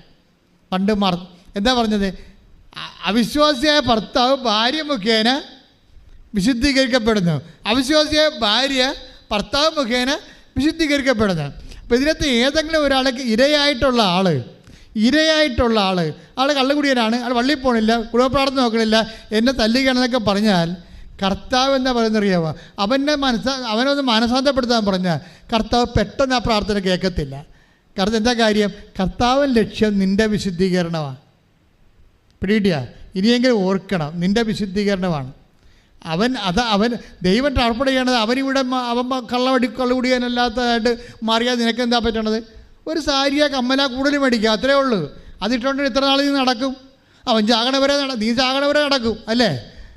ആദ്യം നിങ്ങൾക്കറിയാം, ഞങ്ങളൊക്കെ മരിക്കണ എത്ര മരിപ്പെടുത്തിലുള്ള ആളാണ് ഞാൻ. അതല്ല, എന്തുമാത്രം 1700ഓളം മരിപ്പെന്ന് ഞാൻ എപ്പോഴും പറയും. പക്ഷേ ഞാനൊരു 2000-ഓളം ആൾക്കാർക്ക് ഈ കുർബാന കൊടുക്കത്തത് അവസാനം മരിക്കാൻ നേരത്ത്. നമ്മൾ ഇന്ന് കുർബാന കൊടുക്കുന്ന ആളിന് നാളെ വിളിച്ചുകൊണ്ട് കുർബാന കൊടുക്കും. പക്ഷേ നമ്മളുണ്ട് ഇന്ന് കുർബാന കൊടുത്ത ആളിൻ്റെ കഴുത്തേലും കാലിലും കമ്മലും മാല ഉണ്ടാവും. നാളെ കുർബാന കൊടുക്കാൻ ചെല്ലുമ്പോൾ കാണാനില്ല. മക്കളടിച്ച് മാറ്റിയാടി. ഒറ്റ ദിവസം കൊണ്ട് അവരടിച്ച് മാറ്റി. അവർക്കറിയാം അമ്മ ചാവുമെന്നറിയാം. ഇത്രയേ ഉള്ളൂ മക്കളെ. കെട്ടിപ്പിടിച്ചിട്ട് കാര്യമൊന്നുമില്ല. ഒറ്റ ദിവസം കൊണ്ട് അവളാടിയൊക്കെ എല്ലാം മാലയും കമ്മലൊക്കെ അടിച്ചു മാറ്റിയില്ലേ. ഇത്രയേ ഉള്ളൂ കാര്യം. മൂത്തവൾ അടിക്കുമോ എന്ന് ഇളയവൾക്ക് സംശയം, ഇളയവൾ അടിക്കുമോ എന്ന് അവൾ നടുവത്ത് സംശയം. ഇനി അവർ തപ്പി നോക്കി അരഞ്ഞമ്മ എല്ലാം കാലിലും കഴുത്തിലും മാറിക്കഴിയുമ്പോൾ പിന്നെ അരഞ്ഞാനും തപ്പി ഉടുതുണിയും കൊണ്ടുപോകും. ഇതല്ലേ സംഭവം. ഇത്രയേ ഉള്ളു സംഭവം. നിൻ്റെ ഭർത്താവ് വെള്ളം അടിക്കാതിരുന്ന നിനക്കൊരു കമ്മല മാല കൂടുതൽ മേടിക്കാം. എത്ര നാളെ ഇടാൻ പറ്റും? ഈശോ മരിയ ഔസേപ്പത്തിന് വിളിക്കണമെമ്പോൾ തന്നെ നമ്മുടെ കമ്പലും കൊണ്ട് മക്കൾ പോയി. ഇപ്പോൾ വരാമെന്ന് പറഞ്ഞപ്പോൾ പിന്നെ കാണത്തില്ല. അടക്കത്തിനെ വരത്തുള്ളൂ പാർട്ടി. ഇത്രയേ ഉള്ളു ജീവിതം. ദൈവത്തെ മുറുകെ പിടിക്കണം. ഇതിലൊന്നൊരു കഥയുമില്ല. നിങ്ങൾ ദൈവം എങ്ങനെ കാണുന്നത് ദൈവം നോക്കണം. മാർത്ത പറഞ്ഞ് അവളോട് വന്ന് എന്നെ സഹായിക്കാൻ പറ എന്ന് പറഞ്ഞിട്ട് കഴിഞ്ഞാൽ എന്ത് മാർത്ത നീ പോയി സഹായിക്കാൻ പറഞ്ഞാൽ പറയത്തില്ല. ദൈവത്തിനൊരു കുഴപ്പമുണ്ടോ വെച്ച് കഴിഞ്ഞാൽ നമ്മൾ പറയുന്നവൻ്റെ അപ്പുറമല്ല പ്രാർത്ഥനയല്ല കേൾക്കണത്, പറയാത്തവൻ്റെ പ്രാർത്ഥന കേൾക്കണത്. നിങ്ങൾക്ക് മനസ്സിലായില്ലേ? മാർത്ത ഈശോയോട് പറഞ്ഞ് മറിയം നിൻ്റെ കൂടെ തന്നെ ഇരുന്ന് വായിക്കണം കണ്ടില്ലേ, അവളോട് വന്ന് എന്നെ സഹായിക്കാൻ പറ. അപ്പോഴേ ഈശോ മറിയത്തിനോടെല്ലാം ഒന്നും പറഞ്ഞില്ല. നീ പോയി സഹായിക്കാൻ പറഞ്ഞില്ല. എന്ത് പറഞ്ഞ്? മാർത്ത നീ ചെയ്യാനുള്ള ജോലി പെട്ടെന്ന് ചമ്മന്തി അരച്ചിട്ട് മര്യാദക്ക് വന്ന് ഇവിടെ ഇരുന്ന് അവൾ ചെയ്യണ പോലെ ചെയ്യാൻ പറഞ്ഞു. പണിയായില്ല, വല്ല പണിയാണ്. പ്രാർത്ഥിക്കുമ്പോൾ സൂക്ഷിച്ചില്ലെങ്കിൽ പണിയാവും. കാര്യം എന്താണ്? ദൈവത്തോടാണ് നീ പ്രാർത്ഥിക്കണത്, മനുഷ്യനോടല്ല. അത് തന്നെയാണ് പറയണത്. ഭർത്താവ് വെള്ളമടിക്കാനാണ്, തോന്നിയവാസിയാണ്, വേറെ പെണ്ണുങ്ങളെ തോണ്ടണവരാണെന്ന് പറയുമ്പോൾ നിന്നോട് പറയുന്നത് എന്താണ്? അവൻ്റെ തോടലൊക്കെ ഉണ്ട്, അതെനിക്കറിയാം. നീ എന്നെ പറഞ്ഞ് പഠിപ്പിക്കേണ്ട കാര്യമില്ല. നീ കണ്ണാണ് മുമ്പ് ഞാൻ കണ്ട, നീ പിള്ളേരെ കണ്ടുപിടിച്ചോ, ഞാൻ നേരത്തെ കണ്ടുപിടിച്ചാന്ന് പറയാം. അത് ശരിയല്ലേ സംഭവം? പക്ഷേ അവൻ്റെ അവിശ്വസ്തയുടെ കൂടെ നീ വിശ്വസ്തയോട് ജീവിക്കണത് നിൻ്റെ കൂദാശയോട് നീ കാണിക്കുന്ന ആത്മാർത്ഥതയാണ്. കൈയടിച്ച് കർത്താശയോടെ. അപ്പോൾ വാഗ്ദാനം പ്രാപിക്കാനുള്ള പ്രധാനപ്പെട്ട കാരണങ്ങളിൽ ഒന്നെന്താണ്? സംശയം, വ്യഗ്രത മാറ്റുക. അതിനുള്ള നടപടിക്രമം എന്താണ്? ജോഷുവ മോസസ് വിട്ടുപോകുന്നാലും കൂടാരം വിട്ടുപോകാതെ ആരെപ്പോലെ നിൽക്കണം? അന്നയെപ്പോലെ നിൽക്കണം. അന്ന എന്താ ചെയ്തത്? പിന്നെ ഒരു കാര്യമുണ്ട്, കൂടാരത്തിൽ തന്നെ വസിച്ചതുകൊണ്ട് നിങ്ങൾ ഭൂമി മുഴുവൻ വെട്ടിപ്പിടിക്കാൻ നോക്കണ്ട. അങ്ങനെ പിന്നെ മിണ്ടാമഠത്തിലിരിക്കുന്ന ആൾക്കാർക്ക് സഭയിൽ കന്യാസിമാർക്ക് വേറെ പണിയൊന്നും വേണ്ടല്ലോ, മിണ്ടാമഠത്തിൽ പോയി ചേർന്നാൽ മതിയില്ല. ഇത് കഴിഞ്ഞിട്ടൊരു പണിയുണ്ടേ, അത് വായിച്ചാൽ മോളെ. ലൂക്ക 2:38. കൂടാരത്തിൽ തന്നെ വസിച്ച അന്ന പിന്നെ എന്താ ചെയ്തതെന്ന് നോക്ക്. അവൾ അപ്പോൾ തന്നെ മുമ്പോട്ട് വന്ന് ദൈവത്തെ സ്തുതിക്കുകയും ജെറുസലേമിൽ രക്ഷ പ്രതീക്ഷിച്ചുകൊണ്ടിരുന്ന എല്ലാവരോടും ശിശുവിനെ കുറിച്ച് സംസാരിക്കുകയും ചെയ്തു. അതാണ് കൃപാസനം പത്രം കൊടുത്തുകൊണ്ട് നിങ്ങൾ ചെയ്യണത്. മനസ്സിലായ? ഉപവാസമുണ്ട്, പ്രാർത്ഥനയുണ്ട്, വചനാധ്യക്ഷ ജീവിതമുണ്ട്, പ്രേക്ഷിത പ്രവർത്തനമുണ്ട്. അന്ന കർത്താവിൻ്റെ കൂടെ വസിച്ചു, വചനം കേട്ടു, ഉപവസിച്ചു, പ്രാർത്ഥിച്ചു എന്ന് ചോദിച്ചു കഴിഞ്ഞാൽ ദൈവം പറയും ഫോർ വാട്ട്? എന്തിനു വേണ്ടി ചെയ്തു എന്ന് ചോദിച്ചാൽ പറയണം. എന്തിനാണ്? അത്രയും ബലം അവൾ പ്രാപിച്ചു. തിരിച്ചു വന്നിട്ട് ജെറുസലേമിൽ കർത്താവിൻ്റെ രക്ഷ പ്രതീക്ഷിച്ചു കൊണ്ടിരുന്ന എല്ലാവരോടും, ആരോട് പറഞ്ഞു? എല്ലാ ജനങ്ങളോടുമാണ്. എല്ലാവരോടും യേശുവിനെക്കുറിച്ച് പറഞ്ഞു.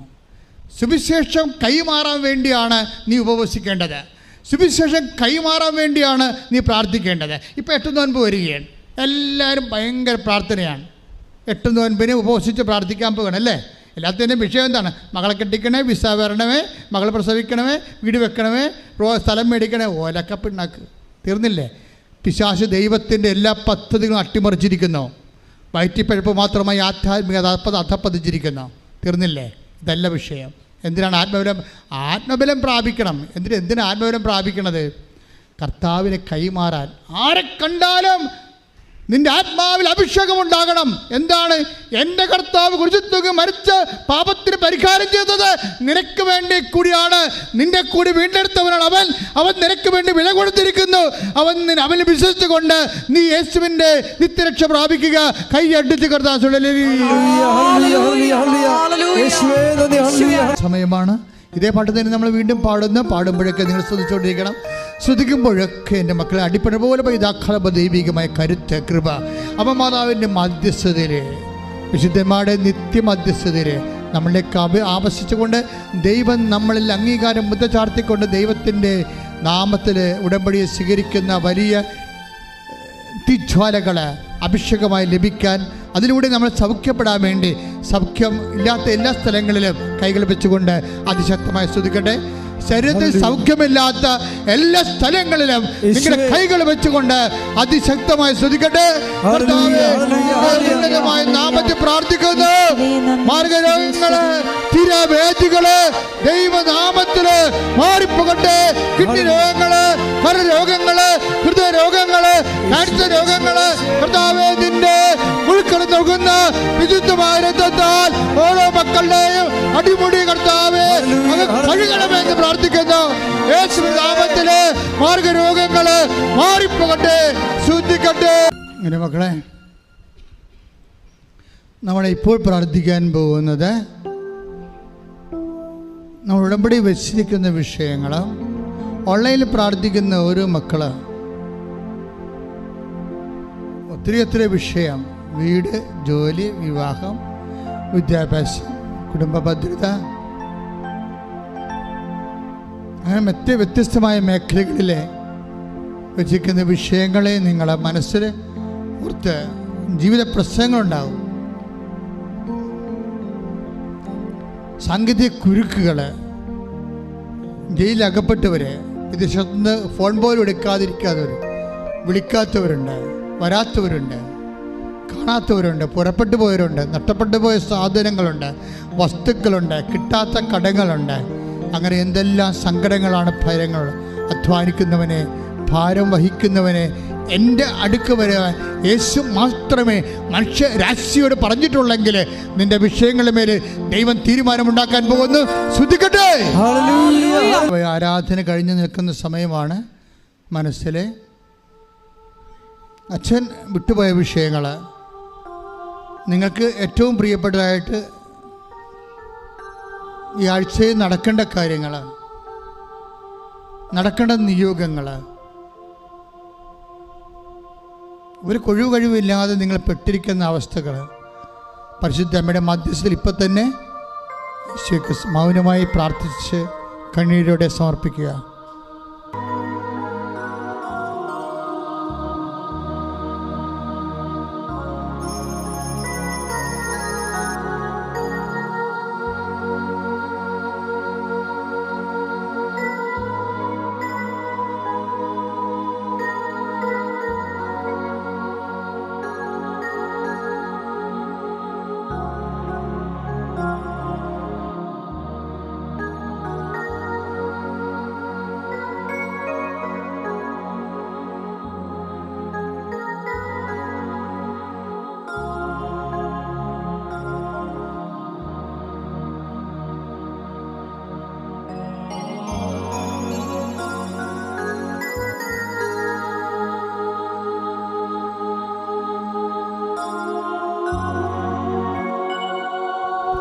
പരിശുദ്ധ പരമമാ ദിവ്യകാരുണ്യമേ